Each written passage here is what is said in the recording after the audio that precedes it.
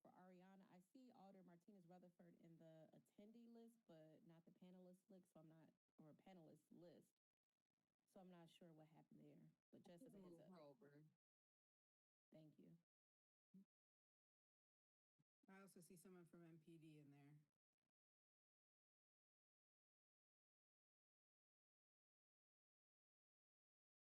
Thank you.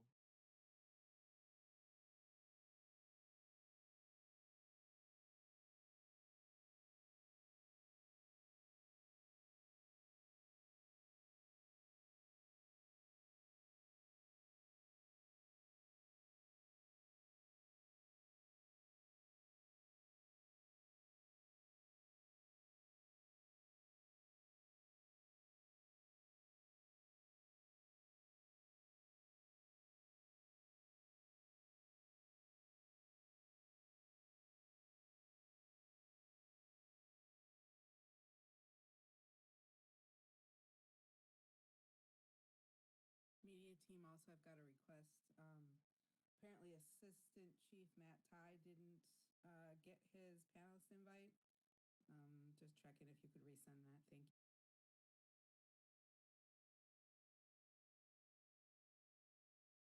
Yeah, I can resend that.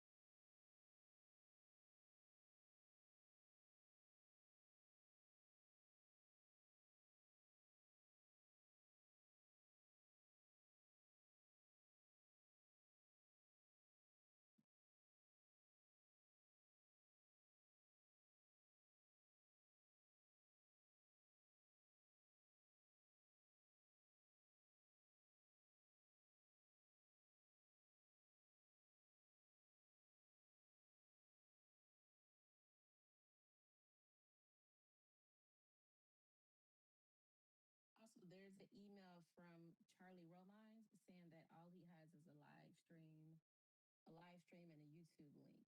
So let me just email him.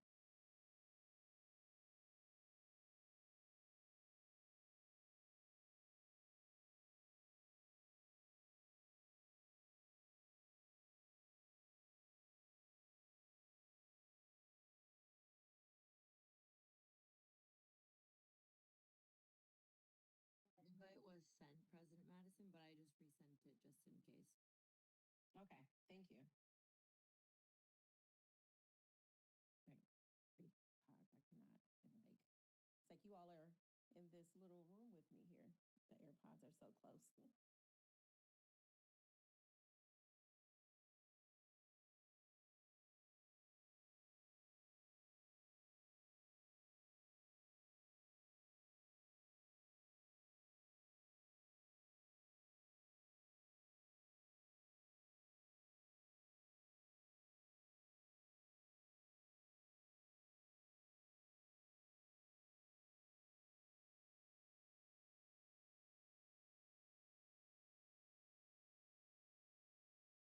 And we'll give, what is it, 5 o'clock?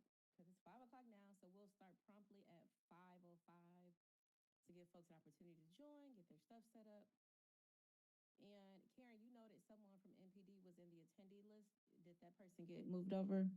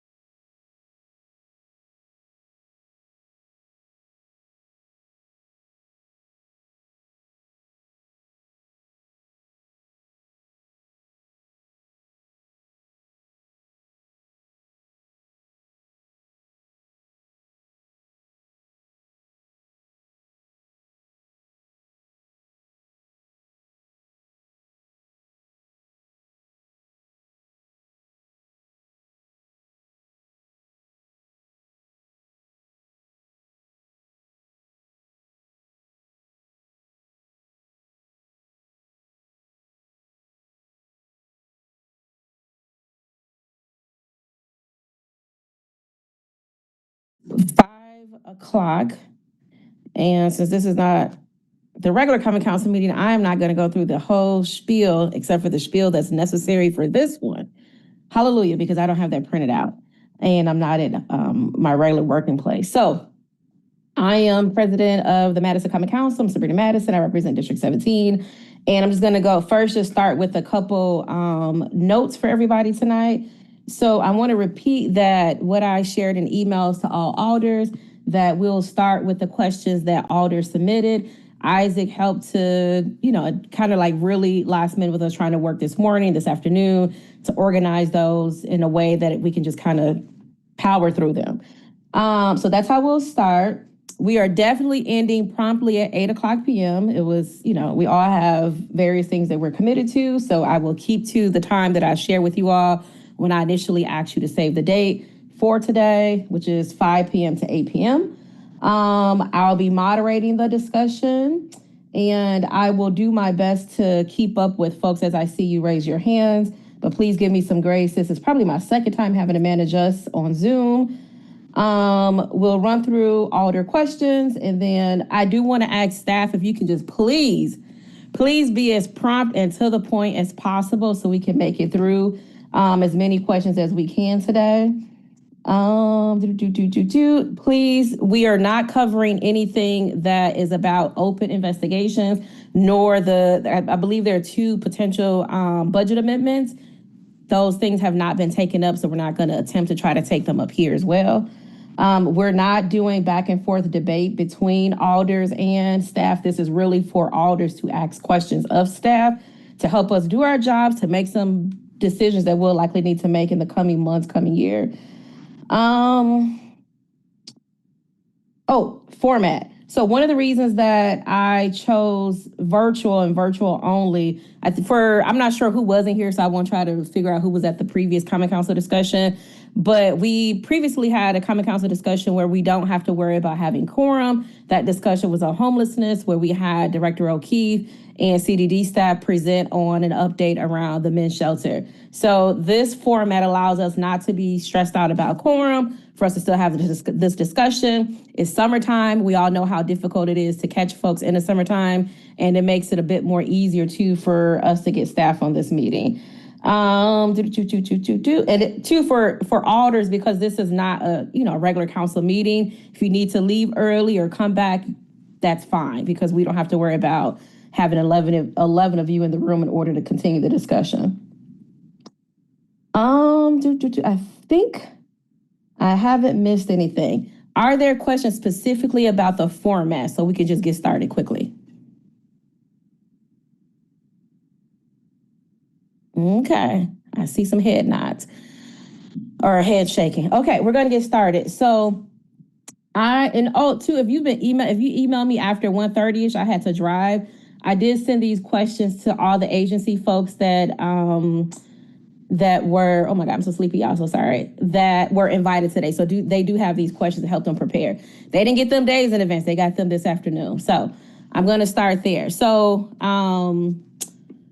first, let me make sure. In the press release, I did share all the agencies invited. So if you didn't see that, please just go back and read my blog post today. It has all the agencies that we sent an invitation to, or I sent an invitation to. So I'm just going to start right away. I think staff or agency folks know who best to answer a question. So I'm not going to say, Director O'Keefe, answer this, for example, unless it's specifically a question for you. But please just feel free to just a clarifying question. Can staff unmute themselves okay, perfect. Okay. So the first section of the questions is around the encampment. So how did the city identify leaders, and leaders is in quotations, of the protest, and what conversations were had with them and other community leaders to negotiate a peaceful disassembly of the site? Thank you, President Madison. I think I'll start, and then if other staff want to jump in, they should feel free. I would say that the city did not attempt to identify leaders. There were people who described themselves as leaders who approached us. I didn't think it was for us to sort of put that designation on anyone. We talked to a number of different people. I would say that there were city staff down at that intersection every day, sometimes multiple staff, sometimes multiple times a day, talked to a lot of different people. It became apparent to us after some amount of time that there was no one person who could represent everybody down there. So again, reluctant to describe anybody as a leader in that sense. And we were not negotiating with anyone. And although there were multiple people who I at least claimed to want to negotiate and to be able to represent everyone, it was apparent that they didn't, they couldn't make that representation. And so we really were not in negotiation with anyone. And we did not tell anyone anything about time frame or how long anything would be allowed, or when we might need to clear the site. I know that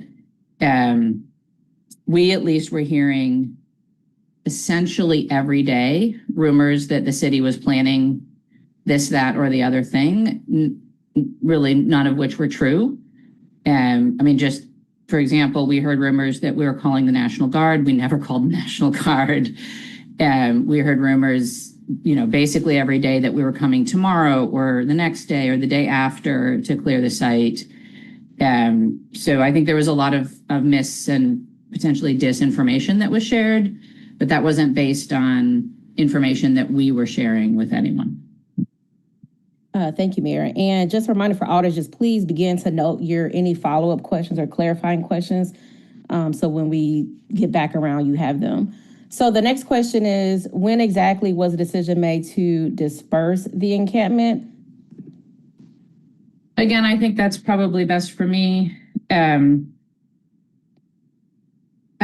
think there's really two ways to answer the question. And the broader answer is, as soon as it was apparent that people had created blockades and were blocking the street, and that there was going to be a protest/encampment, it was obvious that that wasn't going to be able to be sustained for any significant period of time, that we weren't going to be able to allow people to occupy a street.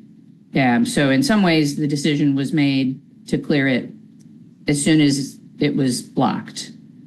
The more specific way to answer that question is, when we, in observing everything that was happening at the intersection, when it became clear that it was more and more of a homeless encampment and less of a protest. So we were sort of moving out of First Amendment protest and into just an encampment. And that was when it became clear to me, and I think to others, that we needed to start moving in the direction of clearing the intersection and reopening the streets. Thank you. The next one. Who was part of the decision-making process to disperse the encampment and how many people? And then in parentheses, they note both the city government and the community at large were notified of that decision before action was taken. I feel like it's kind of been answered, but that's the question. Yep. So, ultimately, I'm the mayor. It was my decision. And I did consult with a number of folks in the city management team, and in various agencies. We initially kept the conversations relatively small, and throughout the process of planning, really wanted to tell as few people as possible, and largely because of our experiences both with previous encampments and with previous protests, and the knowledge that the more people who at least knew the time frame, the more likely it was that more people would come to the site, that there would be more resistance to clearing the intersection. And my goal all along was to do this in a way that did not lead with law enforcement, but led with other city staff, and to do it in a way that was as safe as possible for the people who were in the intersection and for city staff. And it was my estimation that that required as few people as possible knowing what the plan was and what the timing of the plan was. And we really wanted to minimize harm and to maximize safety for all concerned. So to be specific, who was part of the decision-making process, a number of top city leaders, and how many people were notified of the decision, as few as possible. So really only the people that were involved in the actual effort were notified, and some of them were notified at the last possible minute. Okay, here's the next one. So why didn't the nonprofit partners who had to deal with the aftermath of and trauma of first the shooting and then the raid get notification of the raid on the encampment? I'm just going to disagree with the framing of the question. We did not raid the encampment. We reopened a public city street. And I think I've already answered the other part of the question as to why we didn't notify people. Yep. Next question. How were the decisions reached on what tools officers would be equipped with and under what circumstance they could be used? That's probably a better question for the police department. No, thank you. And if anybody needs me to repeat a question, just let me know, because my coffee was done around 1 o'clock. Thank you, Mayor. I'm going to actually ask Assistant Chief Ty to address this one. He oversees operations in our special events team. So yeah, as far as the tools available to the police department and what staff was used, so we do have a longstanding specialized team that deals with crowd management. That's our special events team. They have a number of additional tools outside of what normal patrol officers have available to them. One of the tools that we have is it's called a superhaler. I don't necessarily love the naming of it, but that's what it's called. It's a branded item, and it allows for louder amplification to give announcements. So that was certainly a tool that was used, and we were very intentional in our messaging to give people loud announcements that the streets and public works personnel were going to be clearing and removing the barricades and opening up the street. And then we had some additional messaging just asking for people's compliance, and also that specifically in that messaging was that we were going to try to preserve people's personal property as well as artwork. The additional equipment available, I mean, they do have protective gear that they can put on.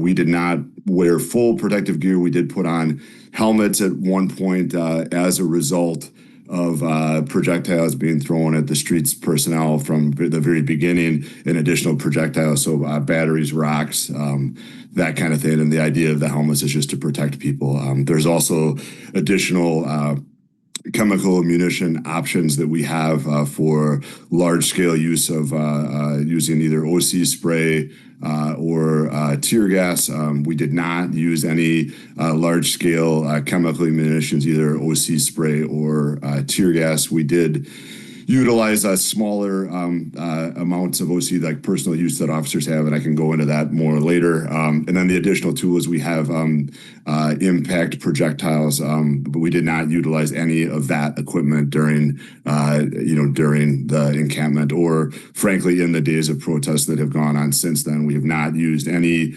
large-scale chemical munitions or impact projectiles. We have used some of the protective equipment. Thank you. All right, next question. What did the city specifically learn from McPike and Rindall in 2021 about allowing an encampment to grow in a public space without balancing compassion with sustainable homelessness responses and a sustainable operating plan? And how did those lessons influence the city's decision-making in 2026? I think that's for me.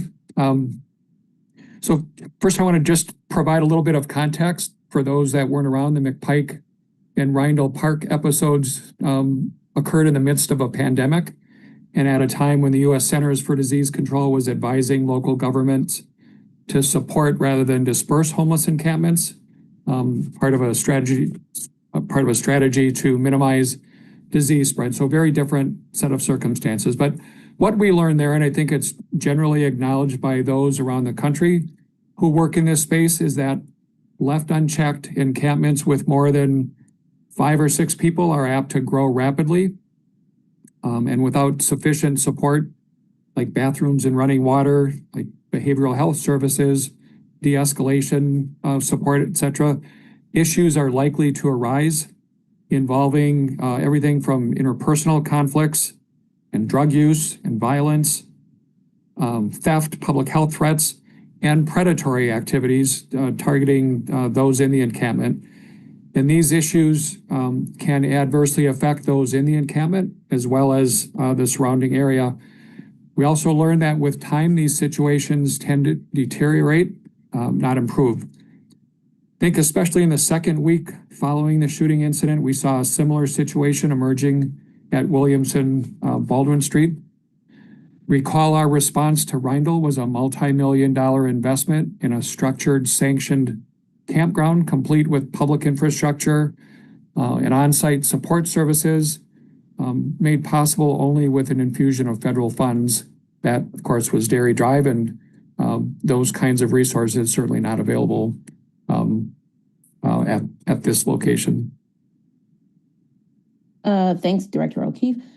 The next one, did the city conclude that providing services to encampments differs from managing sanctioned shelters and requires a dedicated operating structure, safety, sanitation, and sustainable operating funding versus one-time emergency funding? That's the first half of the question. The second part is, how did that lesson affect the city's willingness in 2026 to provide services at an unsanctioned public space encampment? Yeah, Alder, I think this touches on many of the same issues as the previous question. Yep. There is a great difference between supporting a sanctioned arrangement, whether it's a shelter or a campground setting, in which there is some control over who's authorized to be on site, and some semblance of an operating plan. A successful response really requires an operations plan, and it requires a space with the facilities sufficient to support the people that would be using it. So we didn't recognize this as a sanctioned arrangement, nor an appropriate site for one. Therefore, our response, as with other unsheltered locations, was to deploy city contracted street outreach teams. Thank you. The next one, was there a point at which the city's assessment changed from, in quotations, this is a temporary space for grieving, in quotations, to, in quotations again, this is an occupation of public infrastructure that the city can no longer safely or reasonably sustain? If so, what specific facts caused that change? So again, was there a point at which the city's assessment changed from this is a temporary space for grieving to this is an occupation of public infrastructure that the city can no longer safely or reasonably sustain? If so, what specific facts caused that change? So I can start, and Director O'Keefe may have something to add, or others. I mean, to be clear, it was from the minute that there were barricades, it was an illegal occupation of public infrastructure. But initially, it really did feel, at least to me, like it was a protest and it was a space for grieving and the creation of community. And I felt like, despite the fact that it was not sanctioned or legal, that we needed to give time for that. I think for me, two things tipped it over into this is not a sustainable situation. Well, maybe really three. And so one, I mentioned already that over time, and this is something that Director O'Keefe may be able to speak in more detail to, was the transition from it feeling like a protest and a space for grieving to really feeling like a homeless encampment. And we were seeing significant increases in numbers of people camping at the site that were experiencing homelessness. And even when we would be successful in connecting somebody with services, potentially a hotel room, potentially other services, and that person might leave the site, the next day we would see even more people at the site. So it really felt like it was growing in a way that was not sustainable. And I think that Director O'Keefe just spoke a little bit to that. The other thing that really tipped it over for me was hearing from multiple sources just a number of ways in which things were getting really unsafe at that intersection. Everything from like physical safety concerns, the nails in the barricades, multiple daisy chain extension cords, sometimes running through puddles, human waste, discarded sharps, concerns about public health and safety with food preparation, and open fires, concerns about trash and stormwater, and the stormwater drains potentially being impacted, leading to localized flooding.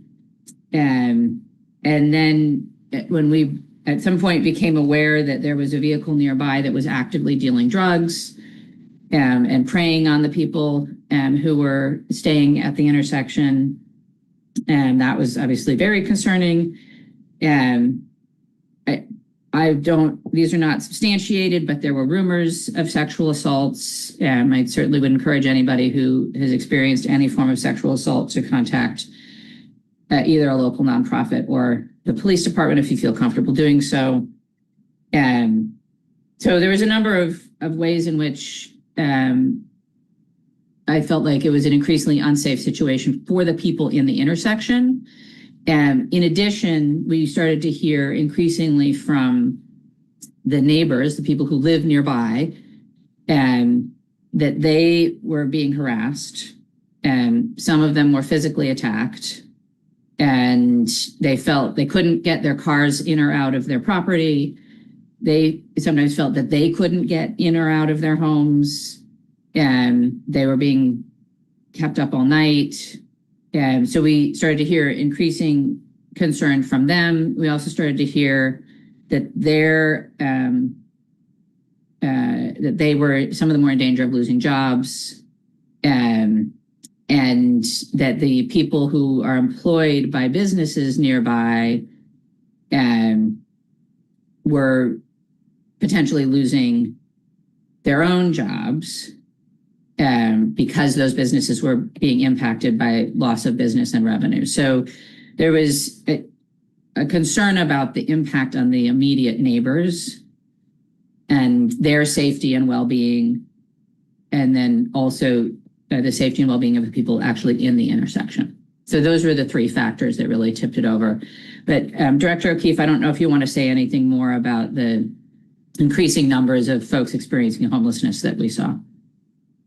Mayor, I think you covered it pretty well. We were gathering information. We were on site on several occasions. We were hearing from our contracted outreach agencies. It was not just the increase in numbers, it was the rapidity of that increase. And it, we certainly were hearing stories, mostly anecdotal stories about some of the hardships that folks were experiencing, especially early on, a handful of families with children.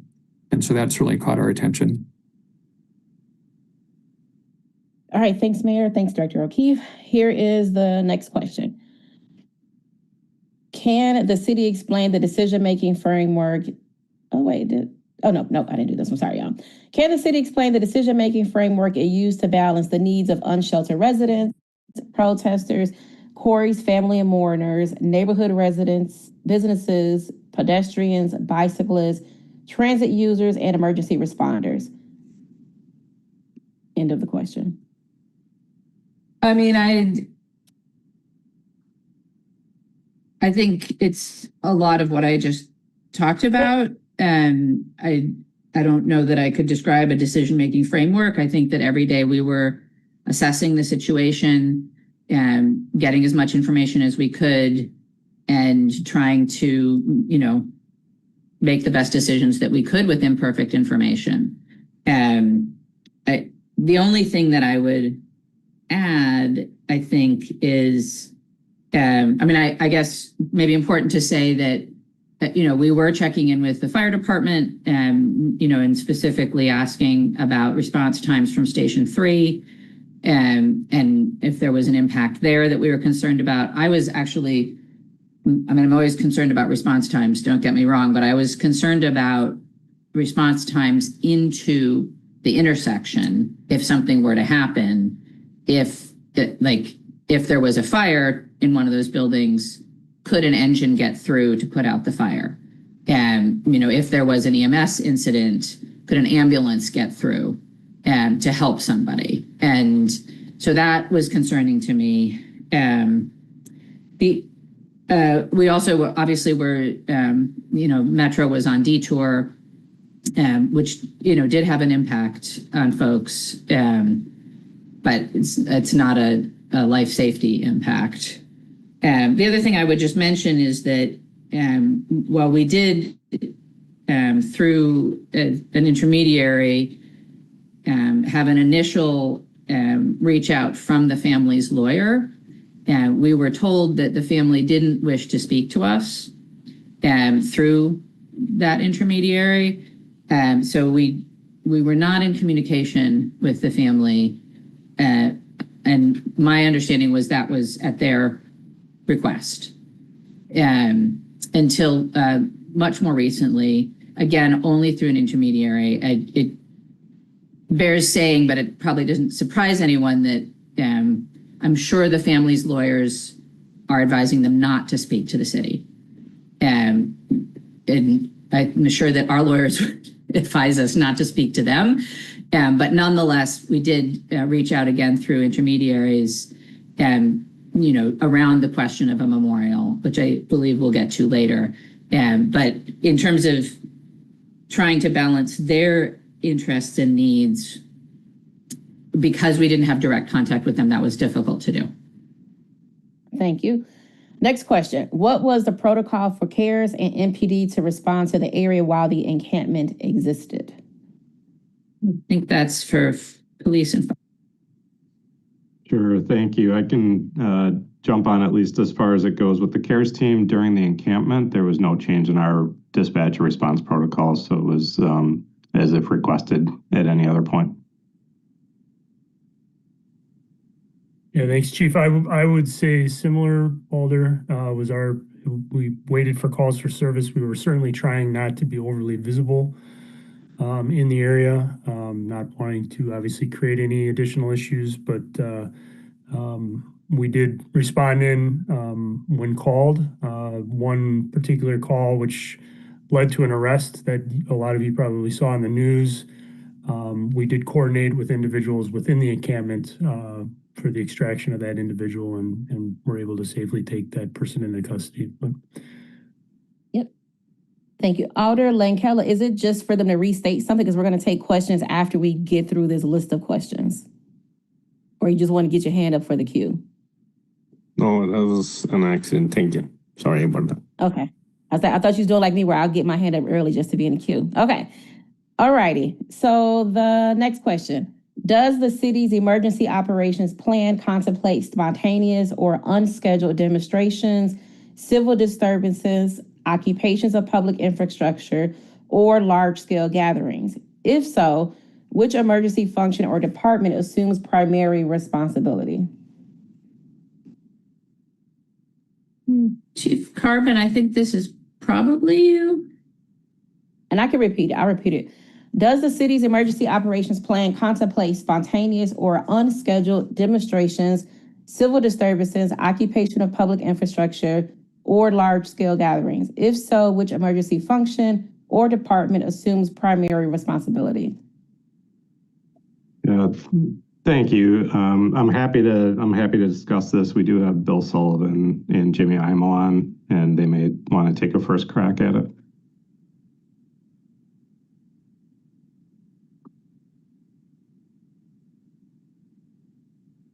Go ahead, Jimmy. I was going to give Bill opportunity first. Oh. So generally, yes, we do have an emergency management plan, and in there, civil disorder is one of the potential risks that it's addressed and assessed as far as its likability or likelihood.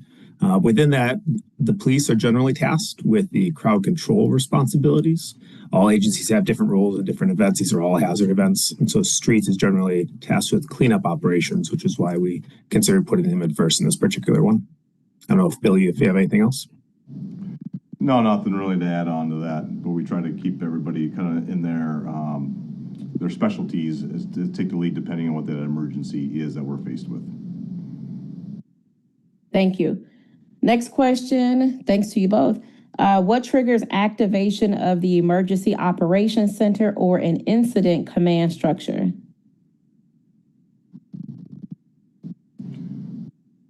Well, I'll leave so from an incident command structure, that's going to be kind of based on what agency is sent out first for an emergency. But as far from an emergency operations center, when that incident grows large enough that it may impact multiple agencies, or one of the agencies that is tasked with response is overwhelmed and needs additional resources, that's when typically an emergency activation or emergency operations center is activated in a full scale. And then we're there to support that incident command structure. There are other times that we might be doing some monitoring, and then at that point we're just kind of feeling the gauge and make sure we have people that are prepared if the things grow, that staff have the resources that they need, and we're all informed and we got the same information across all agencies, and we make sure that we're not duplicating efforts in our response. Thank you. Anybody have anything to add before I move on? Don't see any. Okay. Was the 2026 Williamson/Baldwin occupation managed under any component of the city's emergency management framework?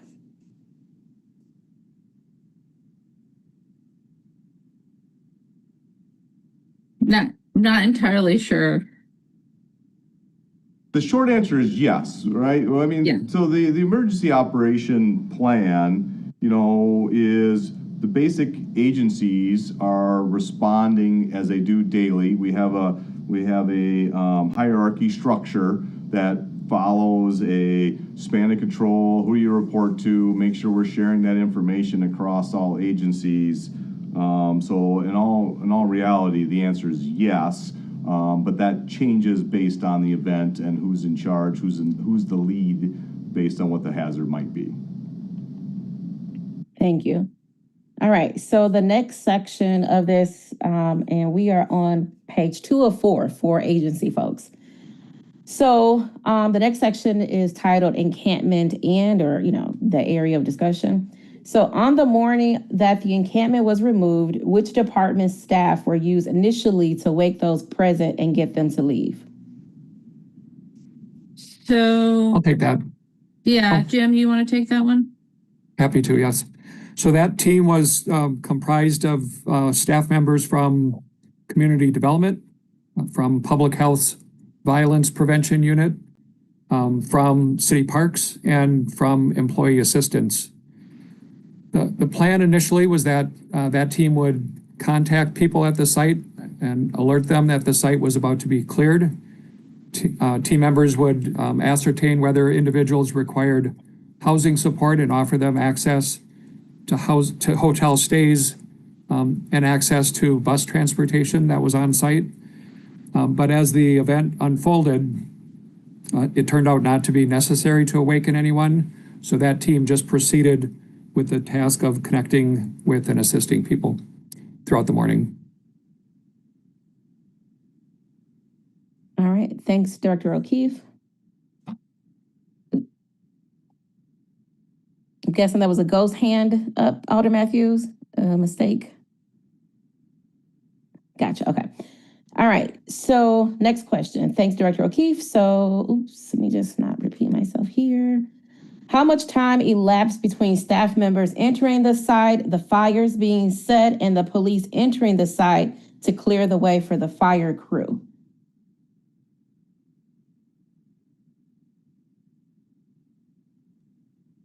I'm gonna look to maybe Director Romines or one of the chiefs.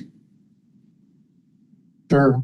So, well, I can say that the first fires that started were actually put out by Streets Division employee with a loader. Fire came in on the third fire that we were aware of and put that out. And I believe the first part of the question was how much was it regarding MPD? And how much time between when the first staff went in Oh, okay.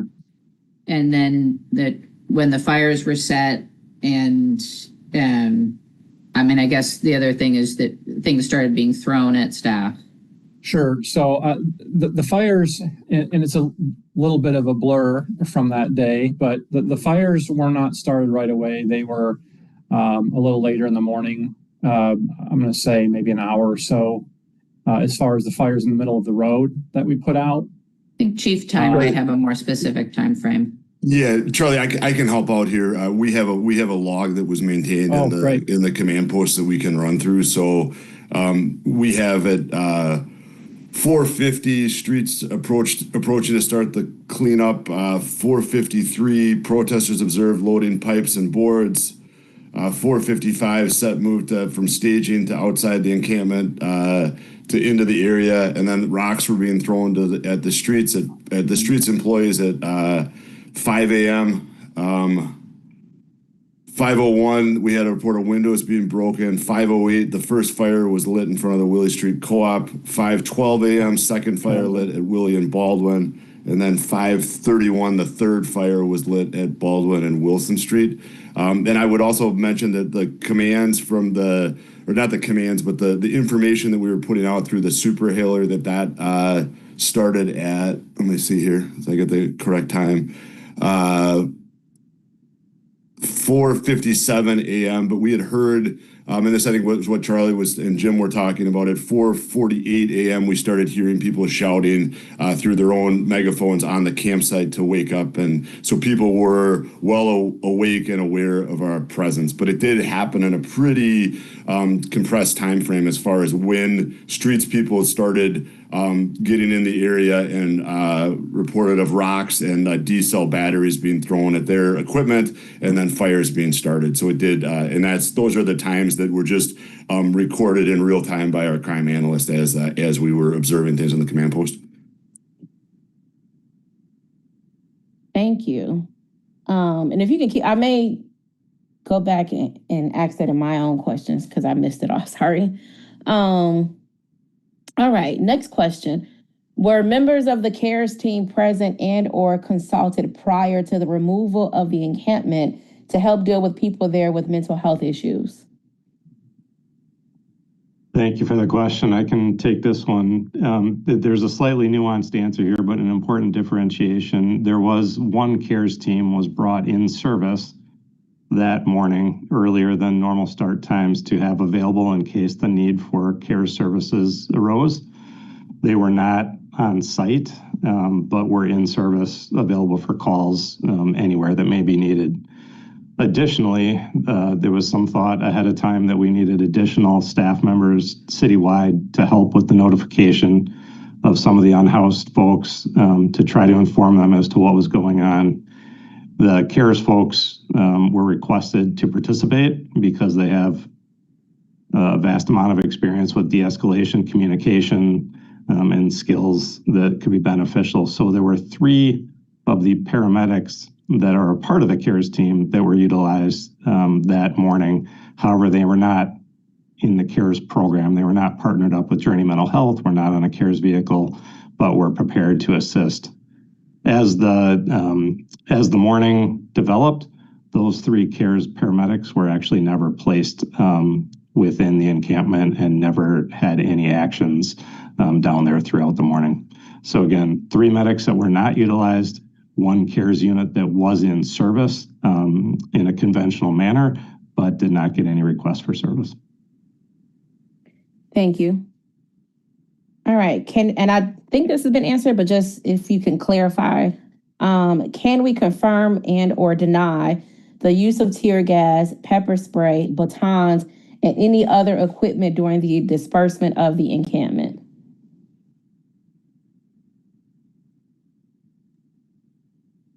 I think Assistant Chief Ty addressed this a little bit in his first response, but there was individual officer deployments of pepper spray, but we did not utilize other tools, so to speak, or other chemical munitions.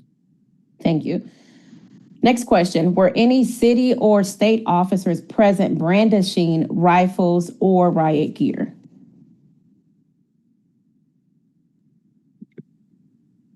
Go ahead, Matt. Yeah, I think so. We would call it protective equipment as opposed to riot gear because the intent is not for intimidation, but it's to protect the officers from projectiles. And so the decision of when not to put on protective equipment is based on projectiles being thrown. And we had very early on and it's, again, I attribute to our public works staff that was out there taking projectiles of rocks and D-cell batteries. So that's where helmets were put on. I am not aware of rifles being displayed. I do think that sometimes we have less lethal projectile launchers that launch a less lethal projectile, and those may get viewed as rifles. They are not rifles. It's a different thing. But I think people may see that and think that it's rifles. But that's again a less lethal munition. But none of those were launched during any of this. We did not use. I'm not aware of the use of impact munitions, batons, or CS gas or or OC. Other than the personal use, the use of force that we're still compiling this, but I think have 12 to 13 uses of force that are all in the decentralization, meaning taking a person from standing down to the ground. But just for people to understand, we will continue to do an after action. The written police reports on this incident protest, there's 1,100 pages of police reports. So I just want people to understand the scope. We want to get it right. So if I sound like it's preliminary information, it's not about hedging. It's just, it takes a while to do a complete after action in these kind of large scale events. So we will continue to look at things and review, and these are very much preliminary numbers. Thank you. Next question. Law enforcement officers from the state were present during the encampment and protests that followed. When state officers are present, who oversees coordinating with them? Do they have to follow MPD rules of conduct while working with our officers?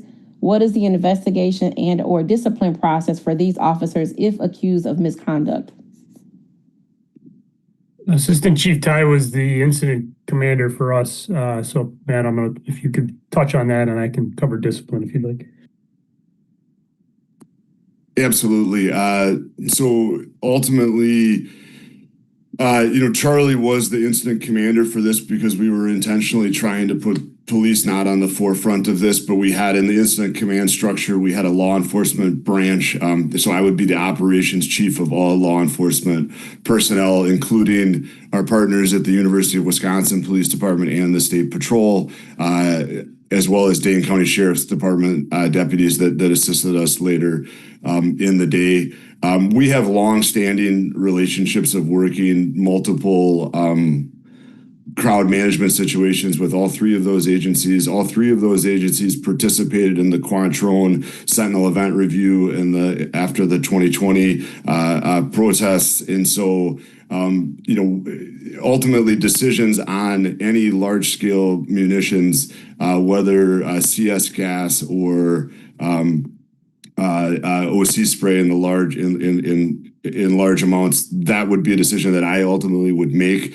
There are commanders in the command post from both State Patrol, UW Police Department, and the Sheriff's Department that are in there. Ultimately, it's my decision as the operations chief for law enforcement as to those types of use of force. We do not, there is the possibility for officers can still make individual use of force decisions, and those will be reviewed in our regular process. And that's the same with the deputies or the officers from UW or the state troopers. So broad-based decisions are made at a command level in the command post, and there's still an opportunity for individual decisions in the field. But again, I think we're philosophically very much aligned with our crowd management philosophy with all of those agencies, just because we've worked so closely with them for so many years. We did have just to add a little more, we had a few officers from Sun Prairie Police Department as well that fell under our direct supervision. So that's the only other thing I would add. Thank you. Thank you. Okay, next question. Is there a written operational policy for fires and dumpsters, trash cans, or other combustible materials in a densely populated urban area? Does the response change when the fire occurs adjacent to occupied buildings, vehicles, pedestrians, or an active roadway? Thank you for the question. We do not have a written policy on those specific items. However, we do have dispatch procedures that assign units to those types of calls as they are coded out through the incident. I'm going to take the liberty to assume that this question has to do specifically with the decision on extinguishing fires within this scenario.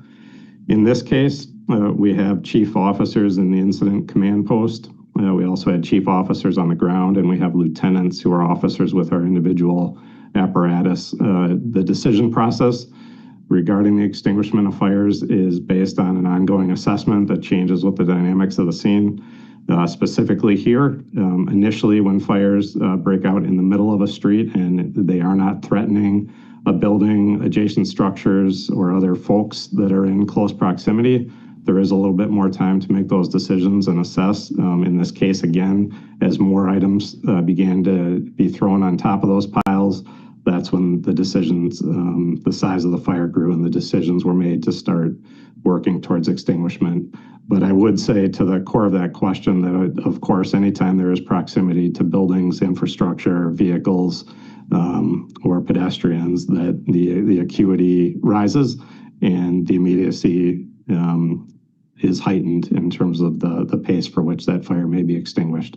But it's always an ongoing assessment, and it's a combination and a coordination between the incident command post and the firefighters on the ground. Thank you. All right. Sorry, can I just ask you to add to that, Chief? What is the collaboration between fire and police in a situation like this? My understanding is that your folks won't go in to a live situation like this basically on their own. Sure, I appreciate the question. There's always fine nuance, right? And anytime there's life safety at risk, the amount of risk for us that we take goes up, and the decision timing for that goes down, and we'll move faster and faster. But when you take any large-scale incidents, whether it's Mifflin Street or other crowded areas, whether it's Halloween, we do typically coordinate because our firefighters are wearing protective gear for firefighting, but they're not wearing protective gear to keep themselves safe from projectiles and other objects. And so typically, we have an incident command post set up, and we do have close coordination with police. And we identify the location, we get eyes on it, and we start coordinating the pathway there. And the police, using their expertise and their crowd management folks, work towards getting us access that's needed so that we can get our equipment in there. Depending on the size of the fire, it depends on how much equipment and the feasibility and the timing of doing so. I appreciate the question, the opportunity for some clarity. Thank you. Thank you. All right, just to give us an update on the time, if you can't see the time of your end, it's 5:55, and we will absolutely wrap up at 8 p.m. So the next area is referred to as the encampment aftermath. All right, so is there anything the mayor or chief of police would have done differently in the days immediately following the shooting to ensure a more orderly end to the memorial site and or encampment? I certainly let the chief speak to this.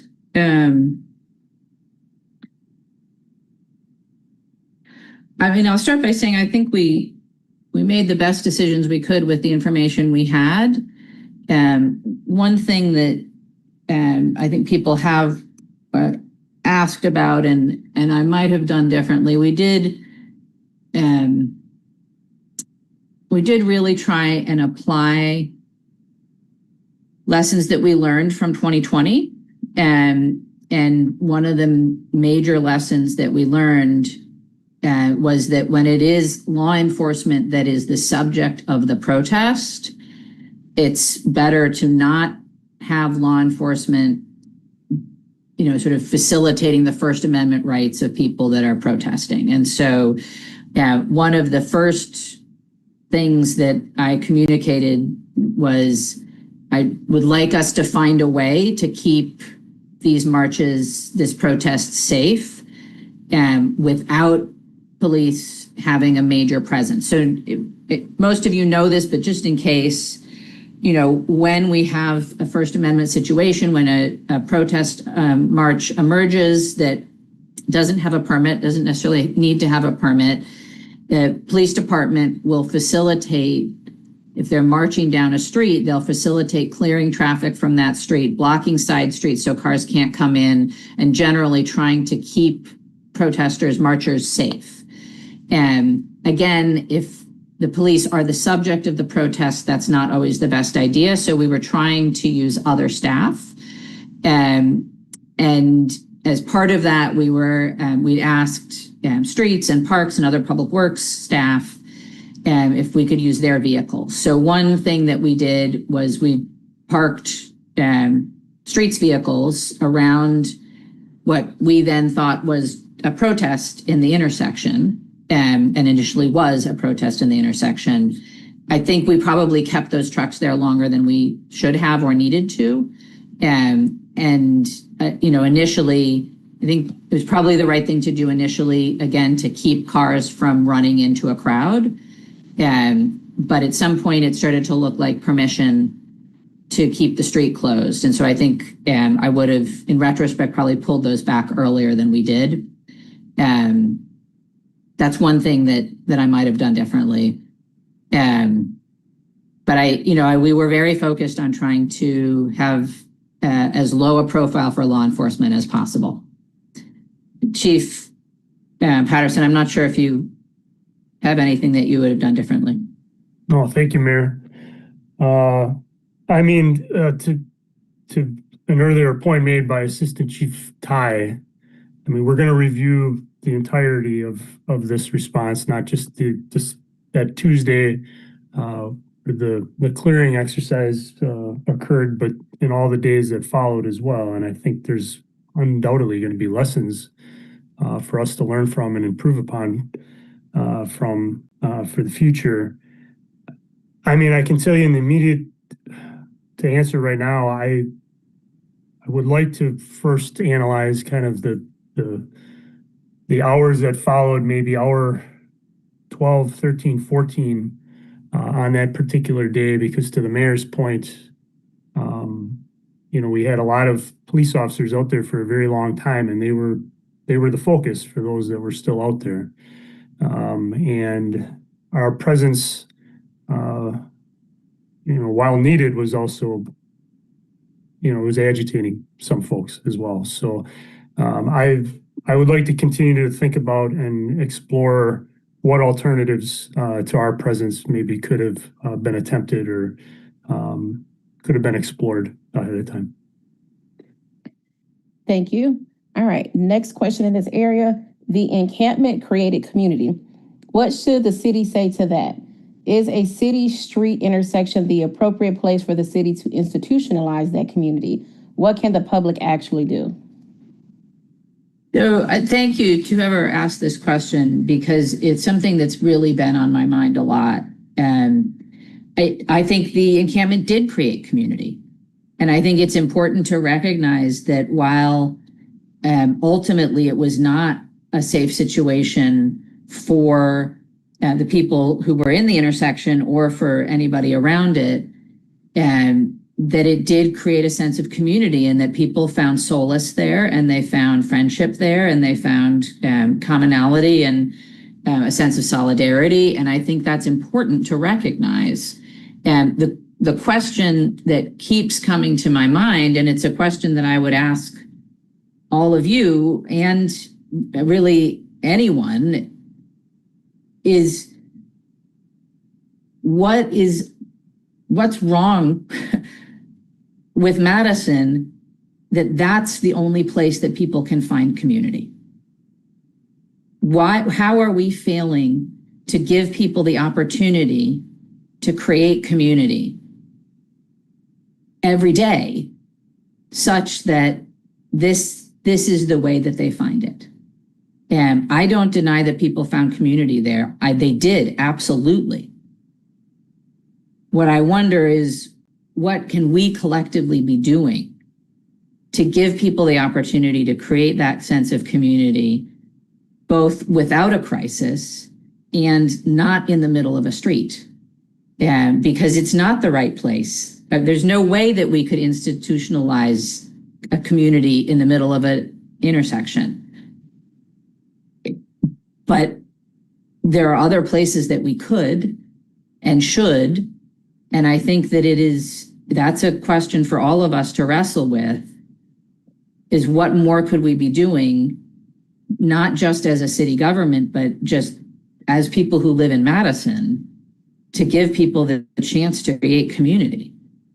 And to, I think some folks in Madison feel like they have community and that exists for them. And I think that there's many that don't. I don't want to go down a rabbit hole, but I think it took me years to feel like I belonged to the Madison community when I first moved here. And so I think there is a question for all of us here about the creation of that sense of community, and what, if anything, the city can do to provide opportunities that are safer and legal, and not, potentially exposing folks to harm.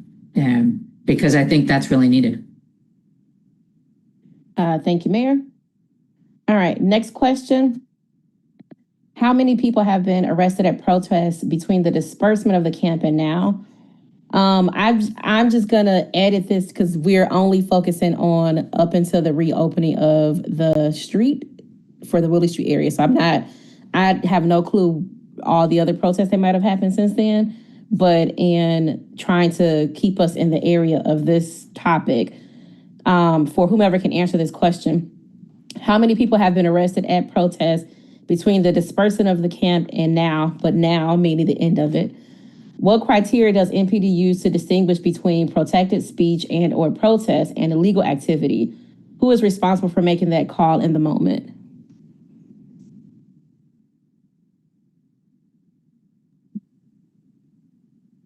I'm going to turn this to Assistant Chief Ty, who can try to give you some numbers.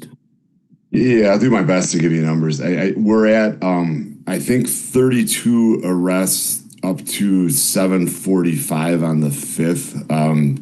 But those are, again, we'll get more definitive numbers. I think it's hard to know the tracking time. So we were real good at tracking the number of arrests in that initial period. And then as this has gone on, and there's been continued protests, and I know that you're trying to keep it just to this encampment. So I think 32 is a pretty good number for this initial encampment. Lieutenant Jimmy Heimel, do you have anything further on that, or does that feel accurate to you? Yeah, I was just going to add the initial response, that was 16 essentially, I should say 26. Of those, 10 were just cite and release. They didn't go down to jail. It was a ticket and please be on your way. Thank you. And then I can answer. There's Okay. another part of that question that I don't Oh, want to my dodge bad. about, like when the distinction between First Amendment free speech and arrest and how that decision is made.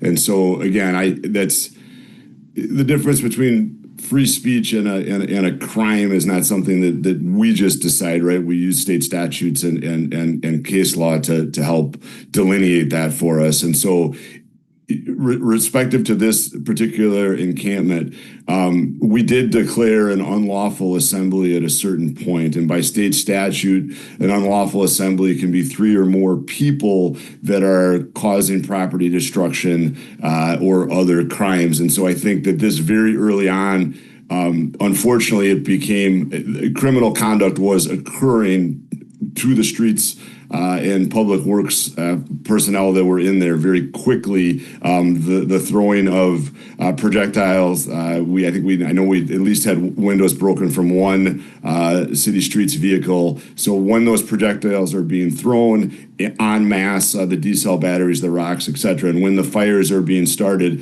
then this switched from a encampment and a protest of sorts into an unlawful assembly. And so now we're then making the announcements, and this is per state statute, that this has now been declared an unlawful assembly and people need to leave. If you are refusing to leave at that point, that is a crime in the state of Wisconsin. And so then I think the other things that are occurring is that there are crimes you can't just stand in the middle of the roadway. So you could arrest people for that. We didn't have the intention to arrest people for just obstructing the roadway. But once crime started to occur, fires were being lit, projectiles were being thrown at officers and public works officials, then it becomes an unlawful assembly, and then we make the decision that people need to clear the area or they're subject to arrest. So that's kind of the decision-making process.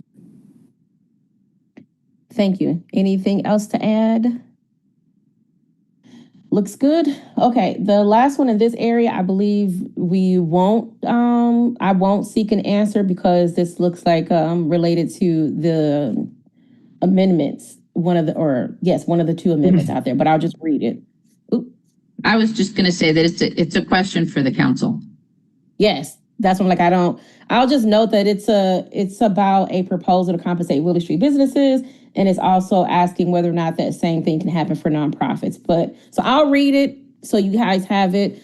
But I'm not seeking an answer for this one. So there is a proposal to compensate Willie Street businesses.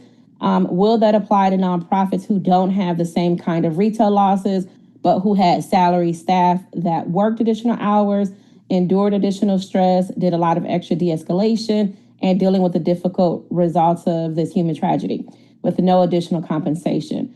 Or for nonprofits who have volunteers who volunteered additional hours, opened up building spaces, donated materials that were lost in the raid, and helped keep it a peaceful protest. All right.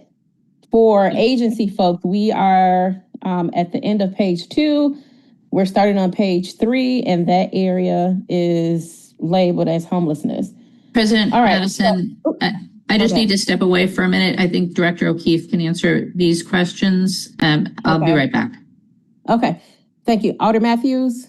Yeah, I just wanted to ask, I'm sorry if I missed an email, but can you let us know for our own context how many pages of pre-submitted questions there are? Okay. Yep. So for agencies, my bad, I'm sorry.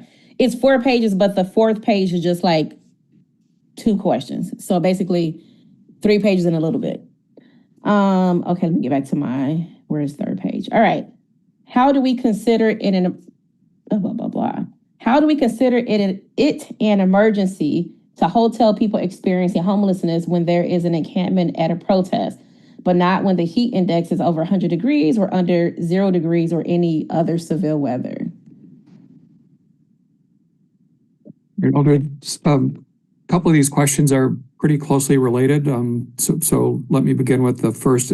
And I don't mean for this to become about semantics. I'll try to be responsive to the question, but the protocols that we follow with respect to unsheltered homelessness don't typically turn on the concept of emergencies. There is an extreme weather night standard, temperatures warmer than 90 degrees or colder than 20 degrees, that triggers opening the single men's and single women's shelter for use, including, and importantly, by those who might be temporarily suspended. The city also has it's a $45,000 contract with a local street outreach organization, Catalyst for Change, that authorizes it to offer short-term hotel stays during incidents of severe weather, usually tornado or tornado warnings, but most often used during extreme cold snaps. They then have the discretion to offer hotels to persons who are unsheltered and, importantly, who are not unwilling, but not able to access shelter. So it's sort of a last resort. For families, the county has a similar arrangement with the Salvation Army to support families. The city dollars are supporting single adults. In the week prior to the clearance, and having been made aware of several unsheltered families with young children, CDD staff I authorized the use of city funds from that Catalyst for Change contract to be used for hotel stays in this situation. They were used to support 2 or 3 families. This situation is reminiscent, in my mind, to 1 or 2 situations that arose during the civic protests in 2020, following during that time of civic protest in 2020, during which there were demonstrations, a lot of activity in and around State Street and the Capitol Square, in which we also took action to remove from harm's way people who were unsheltered and in that area of the city. Thank you. I think did you cover how was it determined who got a hotel and who did not? I didn't, but I will. All right, that's the next one. Sorry. So I did mention the initial focus in the week prior to the clearance. You might recall during a period of very high heat and humidity was on a handful of families with children who frankly may or may not have been staying on Williamson Street, but had been reported to have been in that area during the course of the several days that we're talking about. As the week wore on and as the number of campers dramatically increased, and as the prospects for some kind of action grew, we encouraged both contracted street outreach teams to offer brief stays, again, to get people out of harm's way. That effort continued through the Monday prior to Tuesday's clearance action, and it resulted in about 20 people being placed in hotels. Notably, outreach teams reported that many campers declined hotel offers, and they believed by the end of Monday night that anyone that was interested in taking advantage of that option had been offered the opportunity to do so. So street outreach team activity concluded on Monday evening. As I mentioned earlier, on Tuesday, city staff took on that role directly. By the way, I just cannot say enough about how well that team performed, especially my colleagues, Sarah Lim and Allie Grant. By noon on Tuesday, everyone in and around the area that was interested was offered hotel stays. A few folks declined. A few others accepted hotel, excuse me. A few others accepted hotel offers, but did not use the rooms that were reserved in their name. In total, 67 people, 63 adults and 4 children ended up being placed in hotels. So I think that anybody that was in that area and frankly, a few people that came to the area during the course of the morning that were unhoused and unsheltered that were interested in taking advantage of hotels were offered that chance. Thank you. There are 2 more, but these are more so related to ongoing services. So I'll read them, but I'm not looking for an answer. So the last 2 points or 2 questions in that area was, what is the city's plan moving forward to deal with a large number of people, particularly families and men who can't get into shelters because they are full, sleeping outside with no legal place to go? The last one in that area says, for a person experiencing unsheltered homelessness today, what is the actual order of operations for obtaining temporary hotel assistance? All right, this next area was labeled memorial. All right, in this area, there are 5 questions. The first one is, what inventory was made of the memorial materials? President Madison, I think, and with your agreement, I think I can answer the first 4 questions together. Okay. So if you want to read all 4 of them. Yep. So I'll read them. Thank you. So what inventory was made of the memorial materials? What are those materials, or where are those materials now? Who has custody of them? What is the process for family and or community members to retrieve them? Thank you. So one of our priorities was to be respectful of the memorial materials. And so our initial plan was to send a team in that specifically was tasked with first choice, moving them to the sidewalk and leaving them there.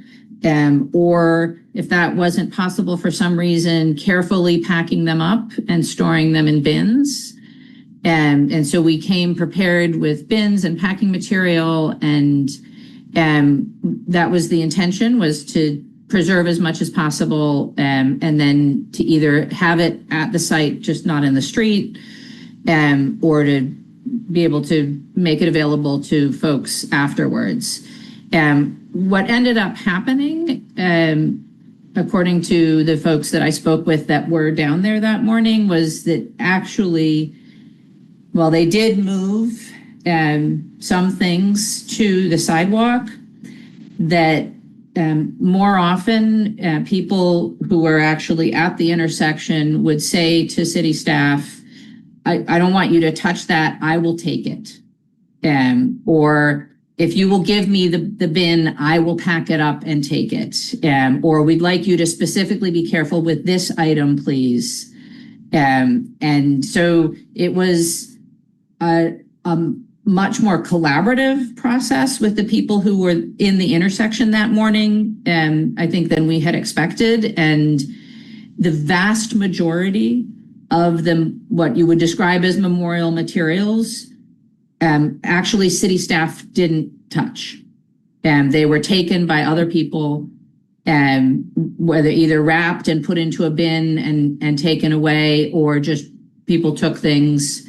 I think staff ended up moving candles, the glasses that candles had been in, but were burned down. And then at the end, there was a lot of dead or dying flowers that did get cleared, but the actual memorial materials had already been moved by that point. So we didn't make an inventory. We didn't have a chance to make an inventory because people were just taking things. And we didn't end up actually packing and storing anything. So where are the materials now? People took them. We don't know. I don't know who those people were or what they took, but they were all taken by people who were down there, who I assume retain custody of them. And I honestly, if somebody believes that they're missing something that was down there that they wanted, I'm not sure how they would go about getting it, because again, in the moment, it was really members of the community that ended up taking most of the memorial items, and specifically asking city staff not to touch them, which we respected, and let people take what they wanted to take. So really at the end, I think most of what we ended up moving was candles and flowers. And we moved them just to the side, either on or adjacent to the sidewalk, rather than being in the middle of the intersection. Thank you, Mayor. The last question in that area is, what is the city's timeline for developing a permanent memorial with the Ruiz family? So as I mentioned before, we don't have direct contact with the family. And we did reach out through an intermediary specifically around the question of a memorial and did receive word back that at least one member of the family is interested in that. At the same time frame, I was asked by a county board supervisor if there was a role for Dane Arts to play. And so I put that person in touch with the intermediary, who I hope put them in touch with the family. And because of the potential pending legal issues, again, I think it's going to be difficult for the family to communicate directly with the city. And so my hope is that they would be able to communicate directly with Dane Arts and that could facilitate some sort of permanent memorial in that fashion. But at this point in time, we're just a little bit in a holding pattern, waiting to hear if the family wants to communicate with us about this or not, at which point we could have a conversation about what a memorial might look like and what a time frame for that would be. To me, it's very important that we do follow the lead of the family to the extent possible, while also obviously respecting the process that the city goes through if we do public art. Depending on what the nature of it might be, we might need to work with adjacent property owners to see if they'd be willing to host it. There's a lot of questions that really depend on what the family might want initially. And again, my hope is that they would be able to have that conversation with Dane Arts, since they probably won't be able to have that conversation directly with us. Thank you. All right, time is 6:21. There are two more areas, Office of the Independent Monitor and police training. I think there's a total of 6 questions left. And for this one, I just want to say, if these are questions related to investigations, please feel free to decline to reply. All right, so the first question or the area is titled Office of the Independent Monitor. It says the OIM job description states that the monitor will set the office's operational philosophy and develop and maintain standard operating procedures to ensure all matters are handled in a thorough, objective, fair, and impartial manner. On the first night of the vigil after Corey Ruiz was killed, you took the megaphone and exhorted those present to maintain the blockade at the intersection of Willie and Baldwin, stating, "If they won't let me do my job, you don't let them do theirs." On July 30th, when you were interviewed by Spectrum News, you stated you were fully in support of the illegal blockade and added an implied threat. I know 100% that it will escalate if the city and MPD do not give us what we need. If this type of advocacy and participation in the protest is this type of advocacy and participation in the protest consistent with your duty to handle all matters in a objective, fair, and impartial manner?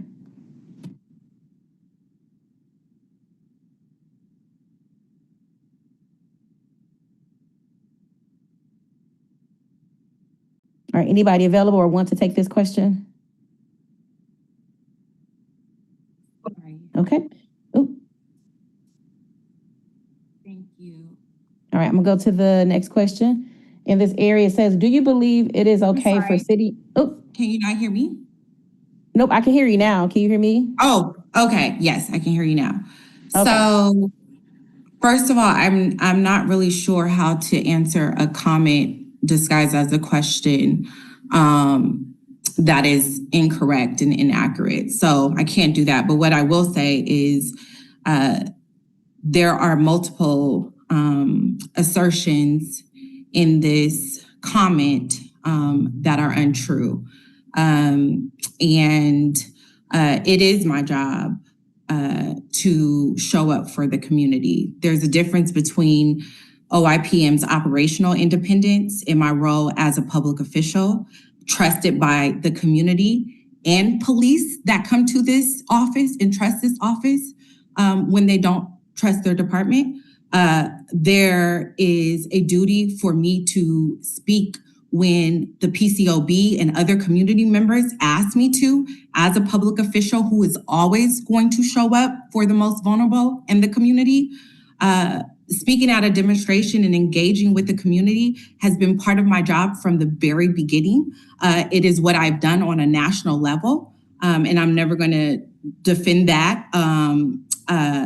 Since day one, I have asked for a case management system, which we finally have, for police accommodations. I have attended police awards with the chief.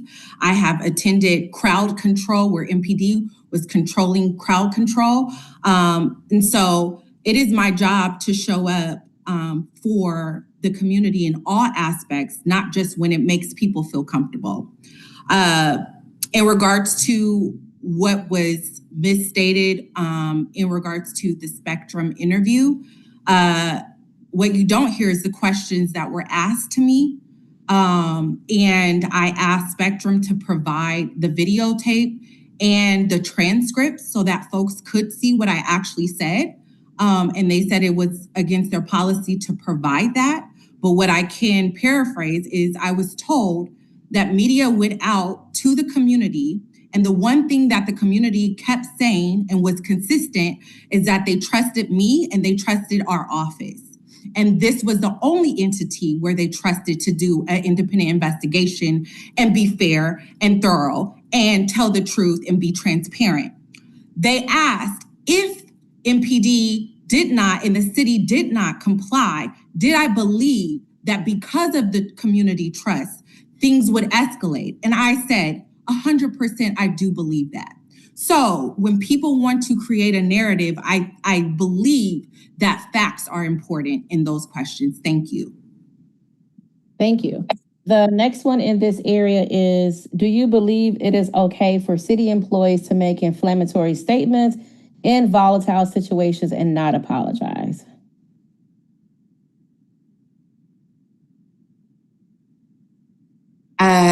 I think that I believe wholeheartedly that we have to ask the question on who deems a statement inflammatory, who was an employee speaking to, who was the audience, who was present, what was the context.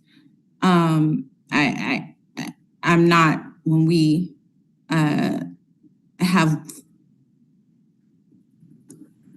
I'll stop. I see Alder Matthews' question. We're doing questions after Monitor Glass. Okay. Alder Matthews, do you mind just holding until the monitor has been able to finish her questions or finish her answers to her questions?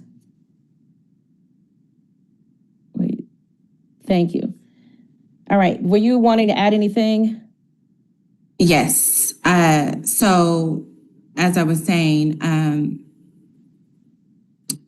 I do believe that context matters.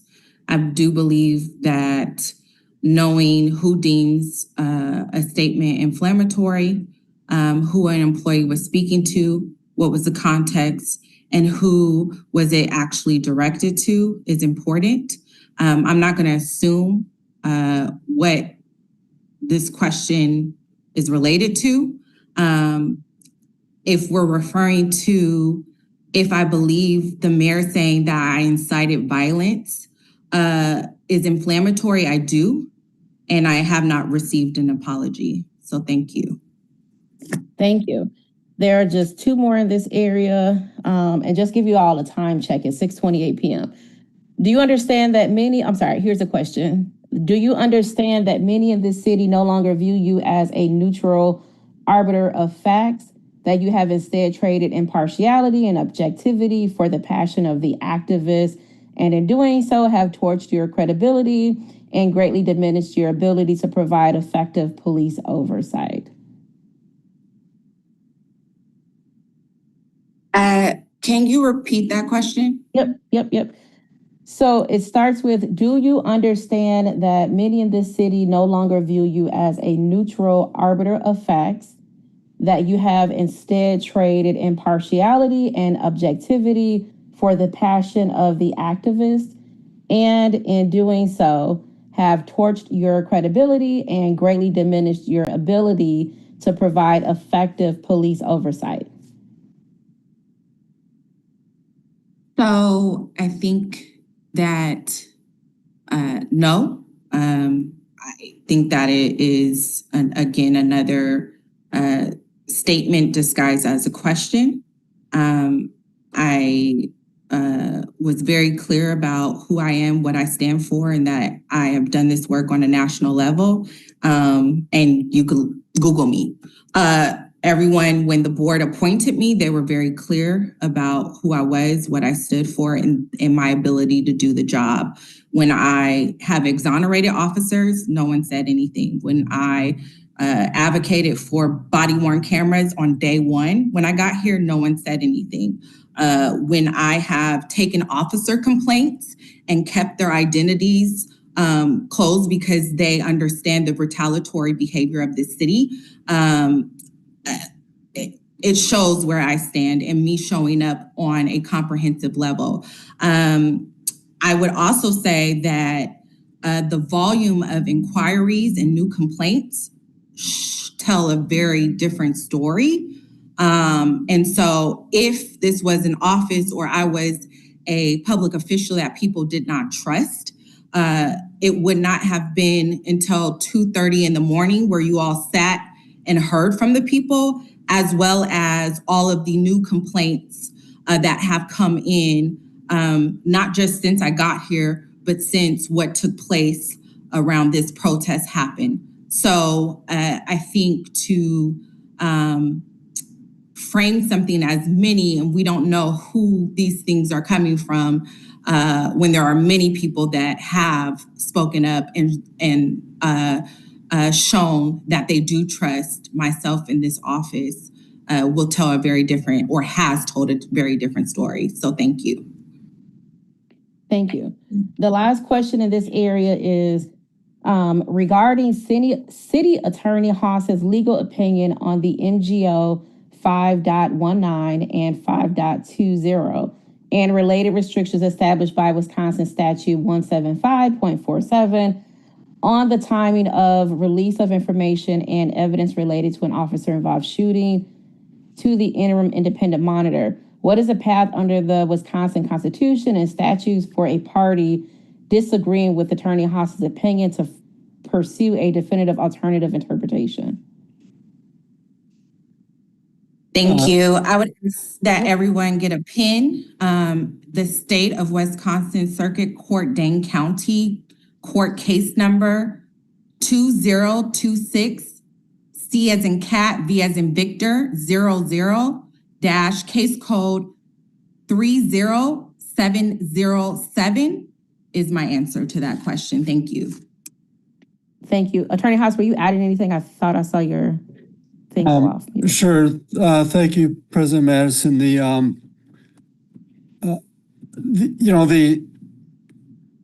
Again, I guess following Director O'Keefe's lead, I don't want to get caught up in semantics, but the challenging what we say is an opinion is different than challenging what the police department may or may not do as a result of that opinion. So generally, I mean, somebody with standing can file an action in circuit court to try to require a city agency to perform some action.